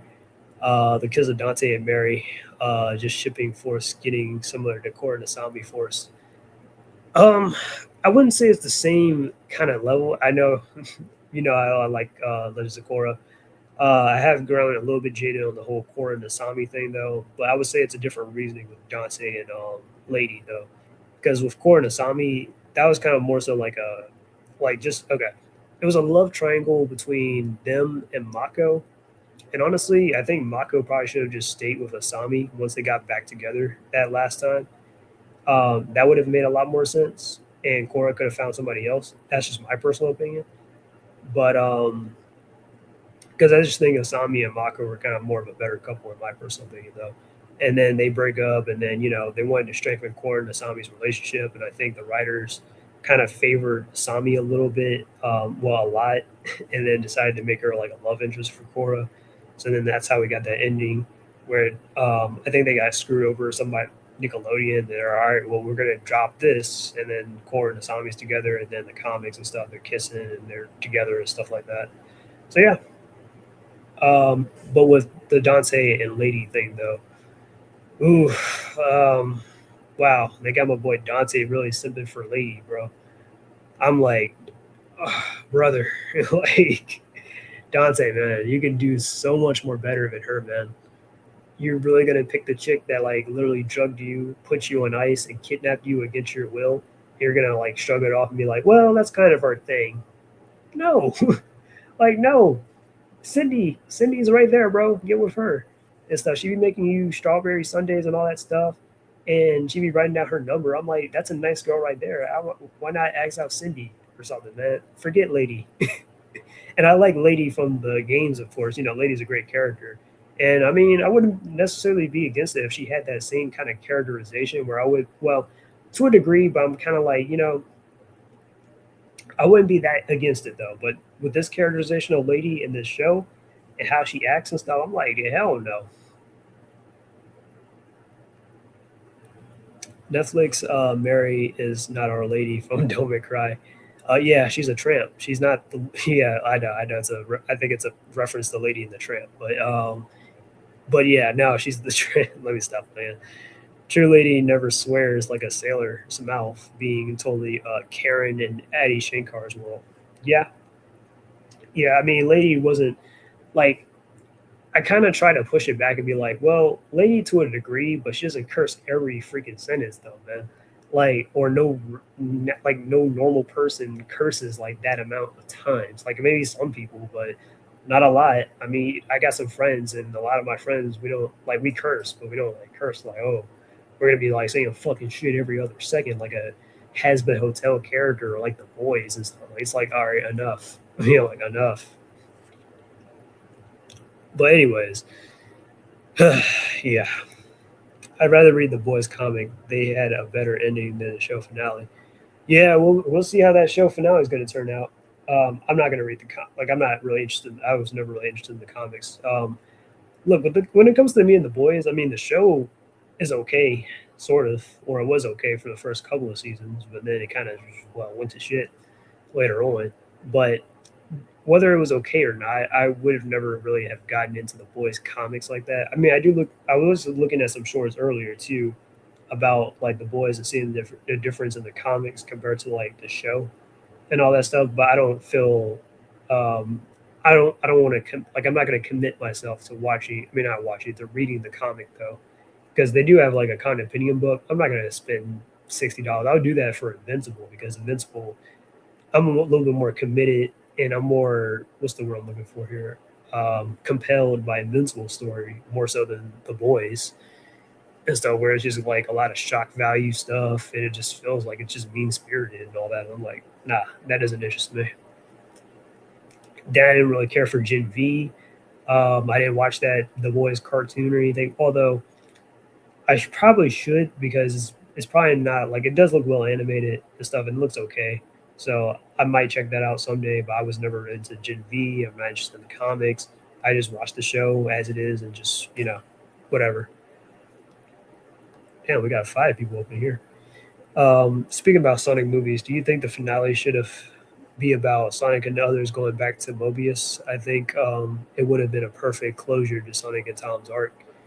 You must be thinking about the Chris Thorndike thing. Um, I don't think that they should like just leave Tom and Maddie. Well, that's a possibility. Like if Sonic, if he gets older, like let's say he's like 16, 17 or something, like maybe, but he returns every now and then. And hey, who knows? Maybe like Tom and Maddie might actually have their own child of their own, and Sonic gets like an adopted brother or sister or something like that. That could be interesting. But but I was thinking like honestly, I kind of want an adventure where it takes place off world for Sonic and the others and stuff like Sonic, Tails, and Knuckles. That's what I felt like they should have done. Well, but Sonic 3 it has to take place on on the Earth though because Sonic Adventure 2 they had to blow up the planet and all that stuff. Still, I'll take back the core is very different from Dante and Mary. So, like someone drugged you and tortured you and decided loving someone is dark and great. Yeah, yeah. Um, well, I don't even know if well, but they did technically, I guess, sort of like like hold Dante for some kind of illegal experimentation and stuff. So that might count. But I'm just like I was like, okay, I would have gotten past all that stuff with Lady at the end of like season one had she had not done that. When she did that, I was like, all right, forget this bitch. Like for real. Like how you gonna like okay, the organization you work for, right, is corrupt. Okay, it's dirty. All right, even the higher ups and all that other stuff. These people are bad. All right, and that there's something kind of up here or whatever, and you just witness firsthand that these people are going into the demon world, and you kind of, for whatever reason, that there are good demons and stuff out there that are like, families or whatever. Even though that's not really how that works inside Devil May Cry, whatever, whatever. But you still like drug Dante, kidnap him, bring him back to that corrupt organization and stuff, and then they just wake him up whenever they feel like it. Oh yeah, that was a smart idea. If Netflix Dante is with Mary, he's going to be aggressive. And I think they might have had a sex scene too, because I think I skimmed ahead and stuff, and I think I saw like Dante in the bed or something like that, and Lady was kind of watching him. I think I think they hooked up and stuff. Again, he can do so much more better. And on top of that, of everything else, they can't put Lady in her freaking schoolgirl outfit that she had in Don't Make Cry 3 because it's too sexy. Well, it's not that sexy, but nah, that Don't Make Cry 4 outfit though that lady had on. Yeah, she kind of looked good in that, but Don't Make Cry 3, I mean, but that's her iconic outfit though that she wear. But still, like they can't put her in that and stuff. I mean, season 2 people were in where we let you do whatever in season 1 where she was a part of that dark com thing, even though lady's not military. She's just the mercenary that self-taught herself, or maybe she might have had some crazy offshoot training and just loves to kill demons and stuff. Dante likes to call her the devil woman sometimes because of how crazy and demonic she is and how she be like robbing him of his money and stuff. She'd be like, man, that's the devil woman right there. She'd be taking my money and everything. Well, we still got the 4th movie on the way. I wonder how many passengers. Oh yeah, for Sonic, I had to think about that for a second. I wonder how many passengers would make videos about woke Amy. who, I mean, they couldn't even handle Shadow X, I mean, Sonic X Shadow Generations when they were like, oh my God, Amy, she made cupcakes for Sonic. Oh my God. Like, what does that got to do with being woke? What are you talking about, idiots? People got mad at Gen V, canceled them, but or I guess called them a bunch of weirdos. Yeah, Gen V. I mean, it's not really for me to be honest. It is kind of a shame though, to a degree. Like that's a part of me that wants to say that because I'm like, well, because they just like, all right, well, they just ended abruptly on the cliffhanger and stuff like that. But I don't know. They really should have came out stronger with a lot like a stronger plot or something like that. I guess. But yeah, spoilers. Devil Cry 2 finale's insulting ending and pissably ready for season 3. Yeah. Um, I got something I'll probably talk about that in a second. Fierce Empathetic Black Queen. I don't know the ending like that, but I know it definitely doesn't end on a cliffhanger because of I skimmed ahead, so I kind of like sort of like on the Netflix thing. Don't forget, Lady's father tried to sacrifice her, but saved by Dante. Yeah. I know what you mean. Well, sort of Arkham. And speaking of Arkham, like yeah, Arkham is actually one of my favorite Devil May Cry villain. He's probably my favorite Devil May Cry villain to be honest. Um, I thought he was an interesting twist villain in Devil May Cry 3 and stuff. But um, but I wouldn't say he sacrificed Lady. He just needed her blood. That's all. He sacrificed his wife though to kind of get like his demonic powers and stuff like that, and that's the reason why Lady wants to kill him and stuff like that. But no, he didn't try to sacrifice Lady. He just needed Lady's blood because um, Lady has the blood. Like so, a long time ago, Sparta he knew Lady's ancestor, so he sacrificed Lady's ancestor, who was like a priestess or something, to kind of seal away, I think, his demonic power or something like that, and to kind of be the go between, to create that whole thing that was like with Devil May Cry 3. So yeah, all that stuff happened. So he sacrificed her ancestor and all that stuff or whatever. And then Arkham, when he was monologuing about, he was saying the reason why Virgil couldn't break the seal was because, like, he was like, you have everything, you have everything on you. You have the blood of Sparta, you have the amulet, you have all that stuff, but one thing, you need the blood of the priestess, and and he was referring to Lady because Lady's a descendant of the priestess that Sparta sacrificed. So, yeah, making cupcakes sounds like a traditional than what exactly like like I don't know why they made a big fuss out of that. I was like, and it honestly kind of adds to Amy's character because Amy likes to cook a lot too. She likes making a lot of stuff, even like Sonic X or whatever. Like, yeah, Amy has a lot of hobbies, but she definitely likes to cook a lot. Even in Sonic Boom and stuff. Like, remember when that canceled dude or whatever that was trying that was hilarious. That is such a commentary on like the whole cancellation and stuff. He was like, so Sonic was like, "Yo, Amy, what's for dinner?" And then the guy was like, "You can't do that. You're supposed to be our role model. That's sexist or whatever." And Amy was like, "Well, I mean, while I kind of agree with you in principle, but I mean, the fact of the matter is, I am the only person that actually knows how to cook, and I enjoy it." Yeah, yeah, that's some good stuff from Sonic Boom. Um, what really deepened when Zero's trauma hits him had to be X4. He lost his yeah, when he lost Iris, he learns he's the main route in the conflict throughout the X series. Yeah, yeah, he is. Um, I'm thinking about Mega Man X8. I'm like, man, it's crazy he lost Iris, but that girl Lair though, Lair and Mega Man X8. I'm like, bro, she looking at Zero and stuff. I'm like, damn, bro, yo, Lair was good. But yeah, Devil May Cry is a good show. Um, I disagree with that, XE kid. I disagree with that. But to each to his own. I mean, and trust me, I tried to defend that show. I tried to give it a break. I was like, you know what? I'm looking forward to it. And then they put out that, and I was like, all right. Yeah, like I feel like if Dr. Kino ever watches this later in the future or something like that, yeah, he was right. He was right. I mean, I had to watch it anyways, just because I don't completely regret that. But yeah, he was right. Sigma also gave him the truth of how Sigma became evil by Zero's doing in X4. Yeah, yeah, that's true. Although some people, I do feel like they think that it kind of cheapens Sigma's whole thing in a way, because being a Reploid, it was Sigma's choice to like turn Maverick and to like turn against humanity and stuff like that, versus it be like, oh, it's a virus or whatever. But not to mention Amy was the best cook next to Manila, unlike Ruse, Blaze, and Sally. That are kind of bad at that. Um, I can't remember if Rouge and Blaze ever cooked. I can't remember if I recall them doing that. Sally, yeah, Sally's not a good cook. I definitely remember that one. Um, and that's not me bashing the character. I just remember, like, yeah, she definitely was not good at cooking, for sure.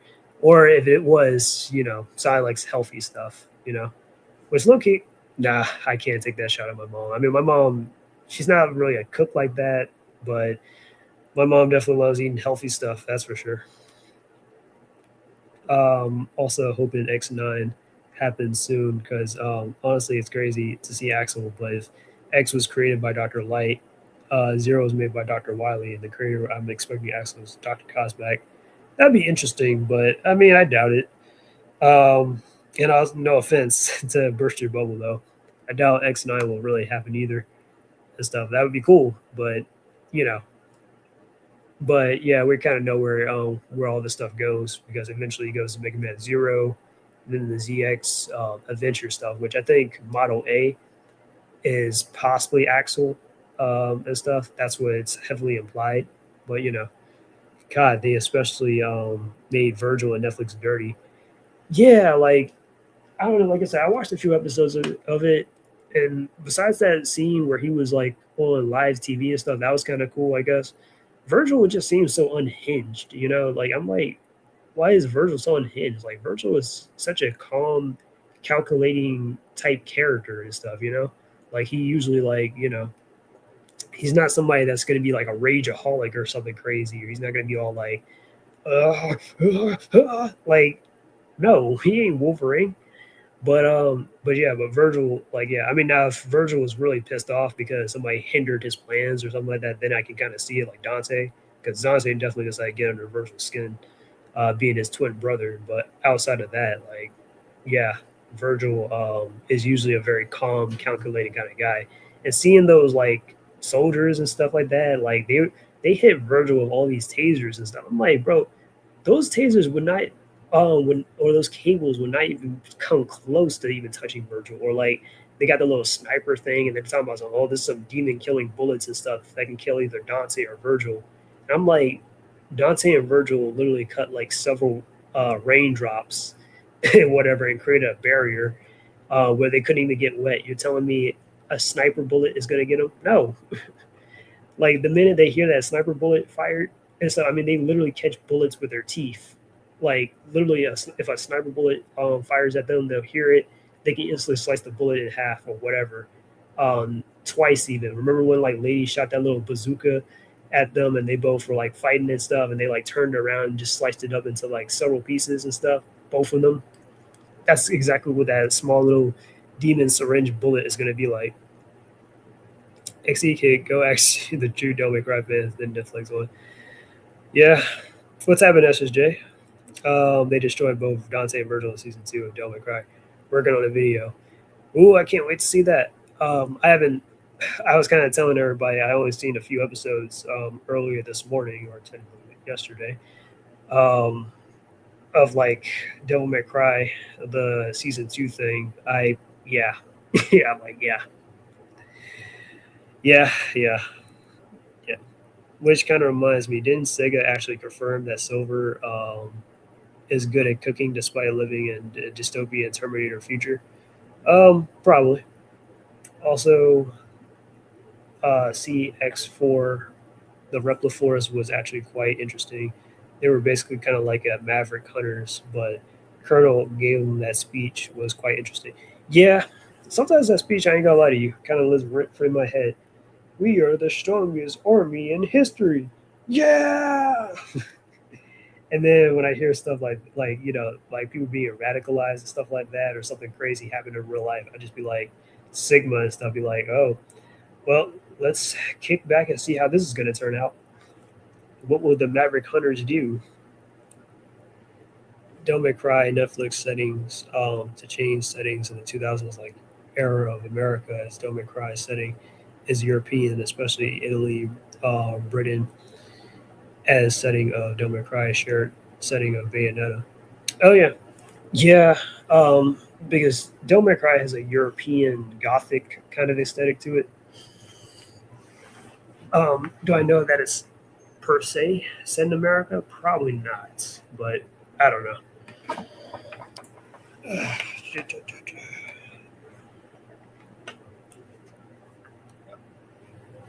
All right, let me look at my stuff that I wanted to talk about. Um, I was gonna tell you guys, yo, like when I a couple of weeks ago and stuff, me and I, I wanted to stream, but I couldn't stream because stuff kept coming up or whatever. But yeah, I was like 2 weeks ago, man. It was a crazy unlucky week for me and stuff. Like, like first off, like I had to work Sunday for whatever reason, which I never like really work on the weekends, but I just checked my schedule. I'm like, oh, I'm working Sunday. All right, well, whatever, I guess. I had an appointment, but then I had to cancel it. But she had to cancel too, so I was like, all right, well, it kind of worked out, I guess. But so I went to work, so I made a little money, so that's fine and all. And then Monday, um, it's just me and my boss and stuff. We're working and stuff, and like, um, it gets a little bit busy at work. I'm like, okay, whatever, I can knock this out or whatever, with like orders and stuff like that. And then I'm like, okay, I'm kind of by myself, and I don't see where my boss is at. I'm like, hey, Jada, where you at? It's gonna get a little bit busy, and then I see she's in the back, but I'm like, oh, well, maybe she's probably doing something important, I guess. And then I'm like, try like, and then her boss shows up from she's a, the district manager. She shows up, helps me out, and all that. And I like, after we kind of knock out the orders and everything and stuff, I see she's gets taken away in the paramedics. I'm like, oh, is she gonna be okay? And she was like, I don't know. So that was a crazy start to that week. And then my car, which I had to Uber, by the way, a couple of times from like Sunday and Monday and all that. My car got well, not messed up, nothing crazy. Well, okay, it was a little crazy. So I was kind of like my system checking light kept coming on and stuff like that. I'm like, let me not drive my car for a bit because I don't want it to like break down on me or anything crazy because that has happened before. So so I took it to get it looked at. Um, and they told me the problems with it and replaced my alternator, which that was a lot of money. And then something about my oil burning a hole through the oil tank or something crazy. I was like, what? They were like, told me the price of that. They're like, oh, it's gonna be like $776 and 24 cents. I was like, 26 cents. I was like, or no, $774.26. I was like, $74. You said, like, tell me that. Like, I need you to repeat that one more time. He's like, yeah, yeah. So that was yeah. But I was like, all right, I'll just bite the bullet. So I got it fixed. So car's fixed. I like to drive as soon as possible versus just Uber around, stuff like that. So car got fixed and stuff. All right, whatever. Spent a lot of money on that, but no big deal. I can always make back that money. Had a family friend. He had passed away and stuff. That was crazy. I was like, that was yeah, like that was just out of nowhere. So yeah, that was an unlucky week that week. And usually I try not to let bad luck really keep me down. But I was like, man, it's like every time stuff like that happens, it's like, and the universe just wants me to put me down. But it is what it is, though. But yeah, rest in peace to my family, friends, and Carl and whatnot. Yeah, so that was just like such a weird week. But hey, things got better though because the next week later, my boss Jada, she was feeling better and stuff because she had to like go to the hospital and stuff like that, and she had like something like a problem with her stomach. It was like gastro something like that. I don't know. That she had that day and stuff. I mean, so at least the week it was a little bit lenient, but I had to work a little bit extra because they needed more people to kind of like make up for like her not being there and stuff like that. And I was like, all right, fine. I'm definitely gonna need the money anyways. for the sake of my car. So yeah, so that all got knocked out the way. So yeah, so here we are. Reasons. Oh wait, hang on. Voice acting was so bad through X4 really wasn't quite up there with the voice acting in X8 and Maverick Hunter X, which had the best voice acting. Yes, Maverick Hunter X definitely had some really great voice acting. I'm not gonna lie to you. I was like actually listening to some of that this week actually to like the Maverick Hunter X dialogues with X and the Robot Masters. Yeah, X4, and that was probably the first time they used voice acting inside Mega Man X and stuff. Like I think if I could be mistaken here, but I think X4 and Mega Man 8 both came out around the same time because they both had like those anime cutscenes and stuff like that.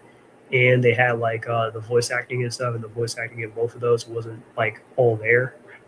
And no, even X, he sounded like a little kid too for some reason. Like he's supposed to be a teenager, or sound like one at least, or a little bit more older.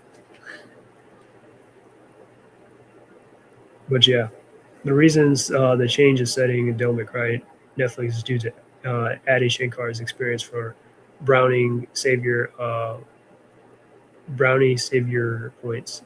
Yeah,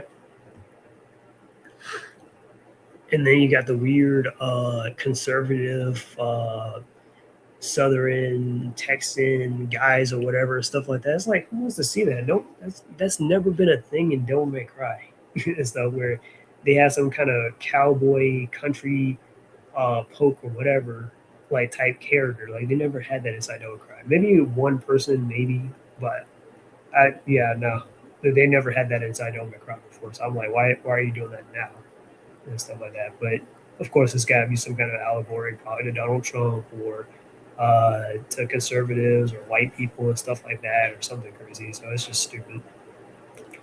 Just wondering if you know anything about it. Is it easy to get a Steam Deck in the U.S.? I'm currently looking to earn money for it since it would be easier than to buy an actual PC. You're probably asking the wrong person, Ashes, about Steam Decks. I'm not. I don't really play like PC and stuff like that too much too often. I usually play console games, but I think it should be though. Excuse me. My cousin, I think she was looking into it, getting a Steam Deck herself. The settings is 2000s of Devil May Cry Internet political commentary yet. Yeah, that's a good point. Well, I don't know if it's specifically supposed to be set in the 2000s, but well, I guess it would kind of make sense because they brought up Raccoon City, which was, Raccoon City was destroyed back in 1998, so it would have to be around that era. But yeah, it's kind of like the X Men '97 thing, where even though that is a good show, but they kind of try to bring up like orphans or non-binary stuff. And it's like that wasn't a thing back in the '90s, or that wasn't a normalized thing. Like, why are you doing this? Hey, but yep. Oh God, and then on top of that, speaking about the whole bad luck thing, man, they took down Read Comic Online and some anime sites that I normally go to and stuff too. Speaking of which, so it started with the anime sites I go to. So I usually go to this anime site called AniWatch.com. I think ever since they took down not Kim Cartoon, but it was another anime site I used to go to. It's been a long time. Well, not a long time, but it's been quite a while. I have that as a short, so I'll probably I can probably refer back to that later. But I was going to this thing called Any Watch, right, where I usually like get my screenshots for like my videos and stuff like that, or I watch like a ton of anime and stuff like that. Bro, they took that site down. I was like, what? Like, please tell me this is a temporary thing. Nope, it was gone. And then the secondary site I usually go to, anime like Nine Anime. Um, as a backup, they took that down too, and I was like, you've got to be kidding me. So they took down both those sites and everything. That was stupid. And then they also took down Read Comic Book Online. And I've been reading Read Comic Book Online stuff since like I was in high school. You know, I try not to like, and I even gather like some images from like other comic books and stuff from that site or whatever. So in the future, when I make my videos and stuff, don't expect me too much to like be going all out with the screenshots as I normally do. I try to like I definitely do go all out a little bit sometimes with the screenshots, but because I want to get my point across or show, hey, this character said that. I'm not trying to put words in anybody's mouth here. They said it literally in sub and blase blase. You know, but yeah, yeah. So I won't probably won't be able to do that much anymore. I can still gather screenshots, yeah, but still, like even from my like Rock Lee video, I couldn't like grab screenshots from like a slew of like episodes that Rock Lee had appeared in. So I had to like think back on some YouTube videos or like look at YouTube videos where Rock Lee was in there, like the Crescent Moon Kingdom thing, or like him versus Kimi Maru, or him versus Gara a little bit, So yeah, because I wish I could have gotten some better screenshots though for that. But I mean, the video still turned out pretty good though. But yeah, and it's doing pretty well too. So I'm like, okay, um, yeah, I think it's up to like 66 views, so I'm happy about that. Um, Definitely feel like Rock Lee definitely deserves a lot. He needs to make a comeback and stuff. Like Lee is such a beloved character in the Naruto series and stuff, and it's just like yeah. And as much as I do love Shippuden, I got to admit, they definitely wasted Lee in his potential. And I feel like Boruto will probably be the saving grace, or at least like do a novelization and then turn that into an OVA or something like that for Lee. And you can't tell me that's not impossible because they did that with like Shikamaru and stuff, and they did it with like Mirai, sort of. Well, Mirai doesn't have a novelization, but still, like Mirai has like a manga and stuff, like a two-part manga or a two-volume manga and stuff, and then that got adapted into the anime. So I'm like, all right, well, if you can do that for those characters, and I'm not saying Shikamaru and Mirai are bad, why not do that for Lee? Just a food for thought. But yeah, and I also have some ideas too that I wanted to get out there, and I'll probably do some more other videos and stuff too about Himawari and stuff. Like just to, I'm going to spoil it here, I guess. But I was thinking about it covering Himawari and stuff, Uzumaki, and Sai and Captain Yamato, as I mentioned before. You know, that would be a fun little conversation. Have you ever tried DX Machina? Um, Being a bit of a conspiracy loving guy, I want to try that game. No, I've not tried that. I've not played that game though. Don't Make Cry Netflix in the 2000s, like, oh yeah, the Iraq War and very patriotic America and President acting like George Bush in 9/11 era, how they had internet political commentary. You know what? That makes a lot more sense why, the George Bush thing, but George Bush obviously didn't look like that. Or, you know, but yeah, I get it. I get it. Oh yeah, but speaking about Netflix, Don't Make Cry, let me bring this one up because I guess we can definitely talk about this right quick. I'll see if I can play the trailer and stuff. I'll probably mute it or something maybe.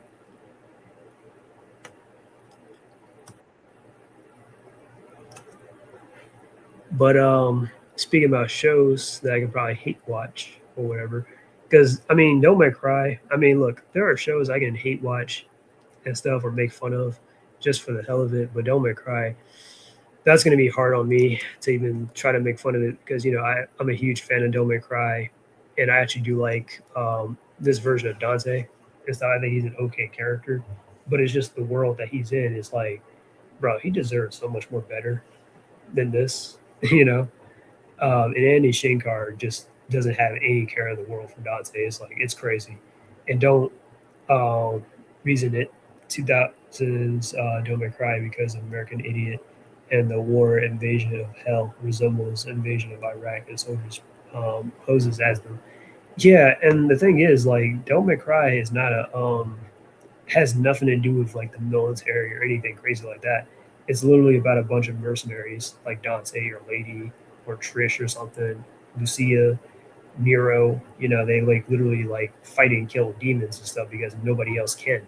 You know, and they should be a lot more capable. Well, at least the well, at least the demon ones like Dante and Nero or Lucia, they should definitely be way more powerful than your average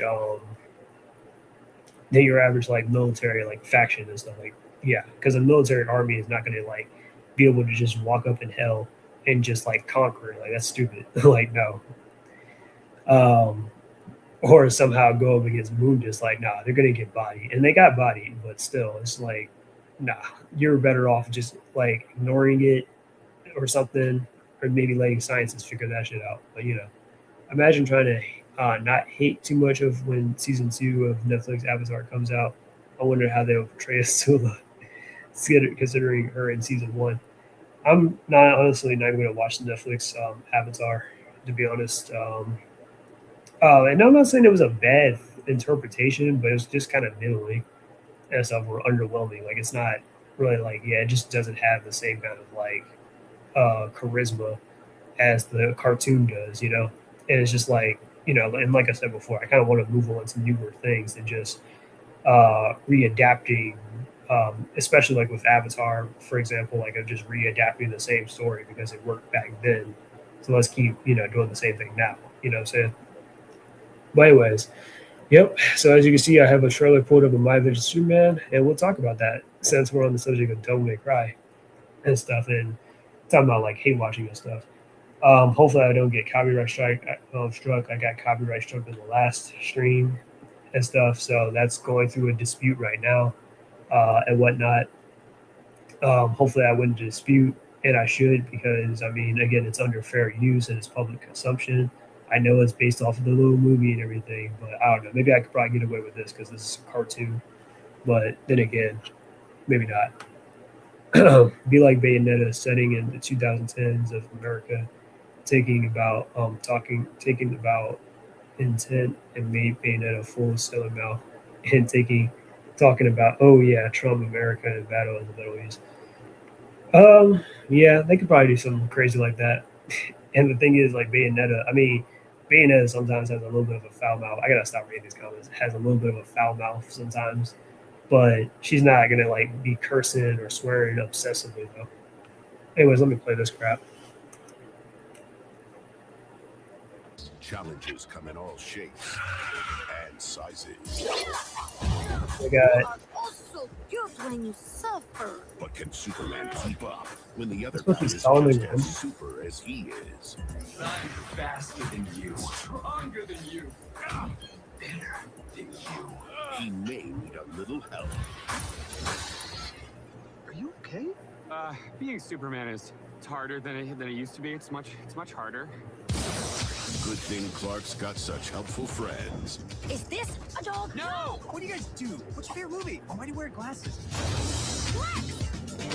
Clark! Jimmy, if it's not an emergency, it really has to wait. I say it's an emergency. My Adventures with Superman. The third season premieres Saturday, June 13th at midnight on Toonami. Next day on HBO Max. You must prove you can party with men of steel. All right, so pause.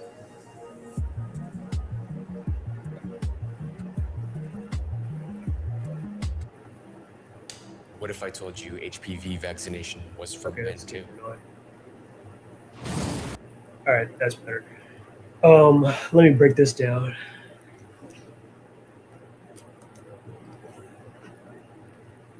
Okay, so they got Giganta in My Adventures Superman or in a Superman show for whatever reason.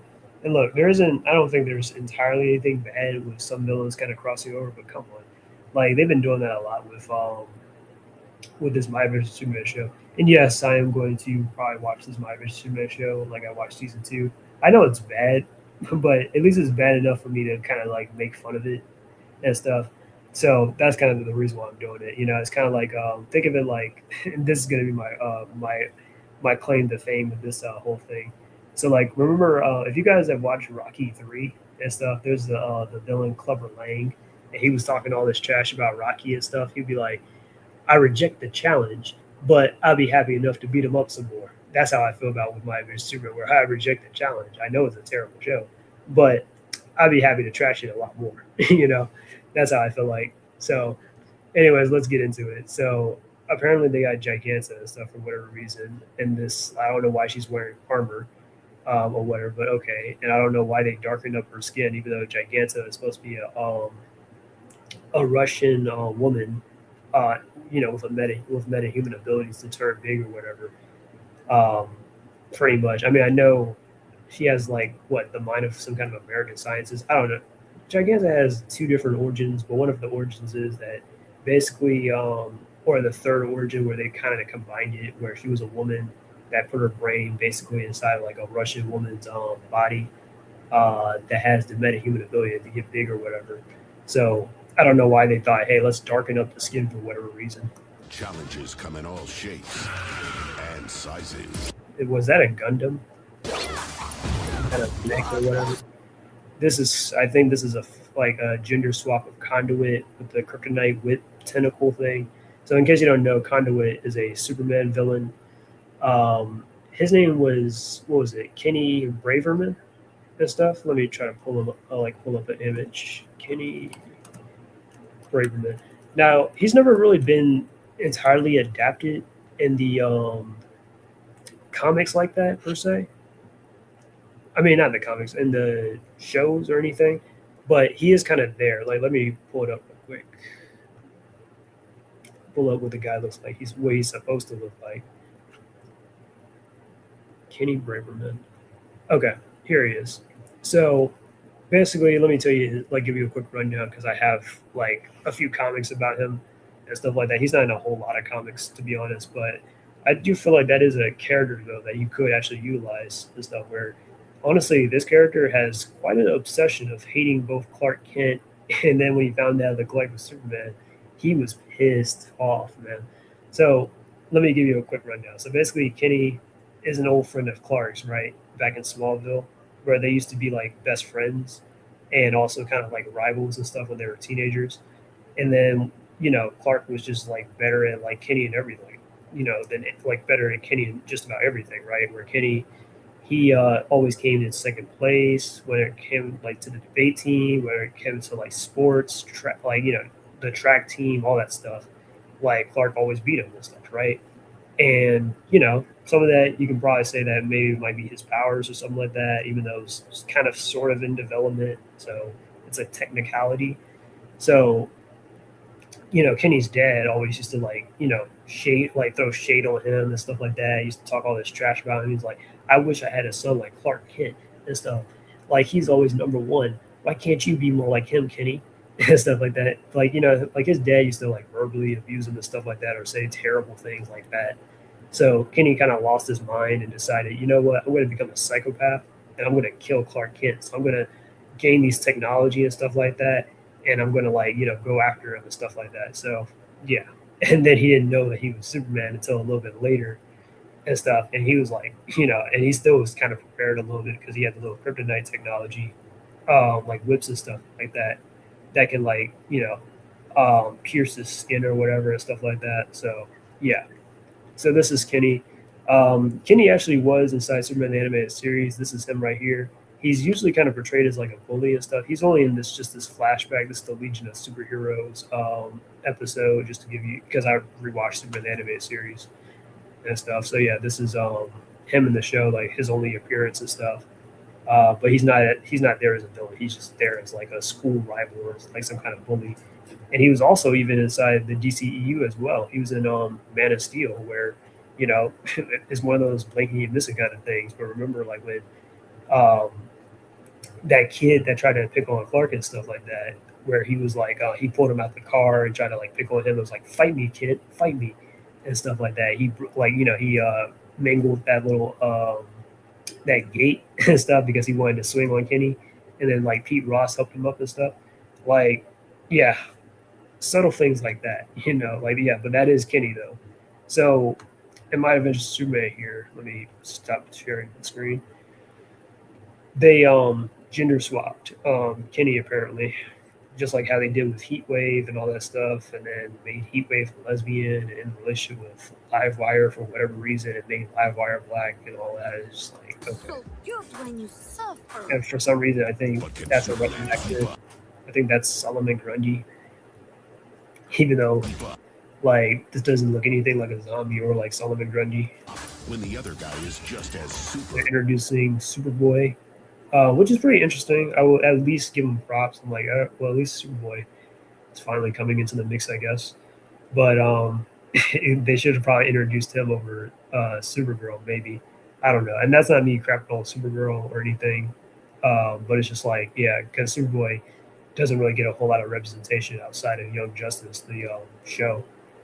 And like, honestly, I was kind of saying, like, that would have made a lot more sense for like James Gunn's Superman to introduce Superboy before Supergirl, because they're trying to allude to like, oh, he clones people, like he clones Superman and all that stuff. And that they wanted to set him up as like, oh, he's going to be in the next movie or something like that. Okay, well, you could have just used Connor Kent as like, oh, a reference in the post credit scene, like he could be in a test tube or something crazy like that. I don't know, just some ideas right there or whatever. But I guess forget it, right? As he is. I'm faster than you. Then you got Cyborg Superman, so they're trying to do like the Reign of Superman thing. I don't really know how Cyborg Superman is going to really fit into all this. I mean, don't get me wrong, he's a Cyborg Superman is definitely like a crazy high level Superman villain, but they could have probably used somebody else. Like I would say Mongol would be under him or something. You could have used Imperiex or something. I mean, the Legion Superhero cartoon definitely did some pretty cool things with Imperiex and stuff, but then they kind of sacrificed him at the end for Brainiac, but still. But yeah, Imperiex, like there's plenty of Superman villains they could probably use versus just pull from like other heroes, but Bigger than you. Better than you. He may need a little help. Are you okay? Being Superman it's harder than it used to be. It's much harder. still got him as his lame type character. And Clark's got such helpful friends. Is this a dog? No! And yeah, the Supergirl outfit is just not good, man. I don't know why she's wearing a skirt, but then got the little pants under it. Like, why? Like, I mean, I guess it's supposed to capture her femininity, but it's just like, yeah, it's overly designed. I don't know why she got a hoodie or whatever. Kind of reminds me a little bit of that Injustice look, though, from Injustice 2. What do you guys do? What's your favorite movie? And why do you wear glasses? And that's stupid, too. Like, Lois punching Lex Luthor in the face. That was just dumb or whatever. But I guess they try to remind you of that one moment where she beat his ass back in the first season, though. But okay. And on top of that, I don't think Clark was really all that trusting to Connor, anyways, when they first met. So I don't know why. He's in their inner circle. But okay, cool. Jimmy, if it's not an emergency. I think this is Silver Banshee right here, but this is dumb, and that was dumb too how they adapted Silver Banshee It really has to wait. and gave her technology. My Adventures with Superman. The third season premieres Saturday, June 13th at midnight on Tsunami. Next day on HBO Max. You must prove you can party with men of steel. All right. Anyways, let me read some of these comments. I know some of you guys were going. The worst thing in Netflix Avatar is Aang for me. They stripped all the wisdom and just made him a wimpy goofball who gets serious only when the script says so. You know what's dumb, Ash, is the fact that like they were saying that Aang was like the most powerful student, but he skips classes and that he's like not all that skilled. I'm like, what are you talking about? The reason why Aang has the airbending tattoos in the first place is not because he's just a powerful airbender, but it's because he's a master. And Aang would never just all of a sudden, I'm going to skip all my airbending classes. Like, that is so stupid. You know how much pride, even as a kid, how much pride Aang takes in, like, you know, his culture and stuff. Like, ain't no way. We are gay. Yeah, that's what first Queen is saying. Why are you gay? To be fair, Russia has more immigrants than actual Russians right now. So I'm not surprised to see a darker Giganta walking past my street. That's funny. But still, I mean, but Giganta, though, is supposed to be like, you know, at least in that body and stuff, she's supposed to be like a Russian woman, though. Russian Panther Asians immigrants, then darker skinned and African immigrants, just saying. It worked for Supergirl, removed pants, kept the skirt. Not my Aang from the 2003 Avatar. I think it's 2005. Well, we're also invited a lot of people from a lot of places like Afghanistan for jobs. I see African mainly go here for education rather than a place to live. Yeah, I can see that because yeah, I do have some some Africans and stuff like that. Back in my school, let me pull this up. And then I was looking at this as a contrast to that. I'm like, yo, Northern Tool do I get the? Yep, I still get this equipment. creature on. Get serious. Now I'm really about to get copied right strike. Faster than a speeding bullet. Old school stuff. More powerful than a locomotive. More powerful than the pound You of know the the rest. surf. Red, blue, yellow, primary, That's but it, it it's works the in a lightning. superhero-ish kind of way. The future of Metropolis is in the hands of the Man of How we Steel. lost the plot for how we formed Superman. Tonight at in like 6:30, 20 so years. only almost 30. Bobby. There you go. What was that part where he was beating up Lobo and stuff like that? You want to act like he was like such a soft. There is an alien among us. A superior being from a place called Krypton. Deep in the heart of the city, he watches for signs of danger. Ready to act on a moment's notice. His true name is Kal-El. You know him as Superman. Maybe you ladies haven't heard about me. This The is future hard, of right? Metropolis is in the hands Oh. of the Man of Steel.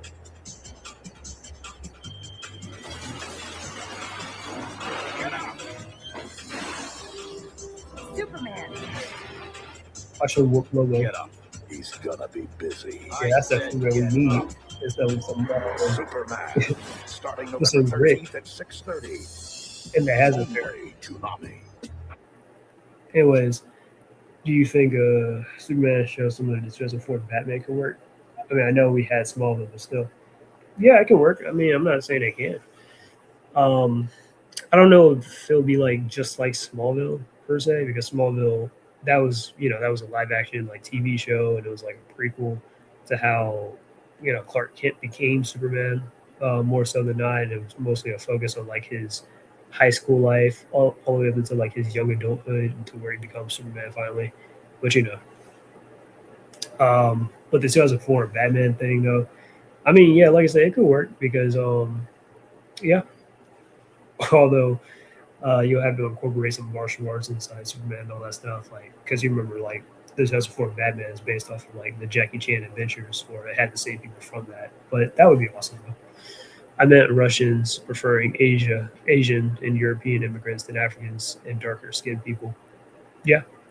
Yeah, but it's like, it's weird because every time with shows like this or whatever, every time like there's like a diverse characters, excuse me, like that, excuse me, there's like a diverse character or something like that, they always have to like do something with the skin, darken it or whatever. Like even with the Korean Lois Lane in this version, they had to darken her skin to be like, oh look, she's diverse.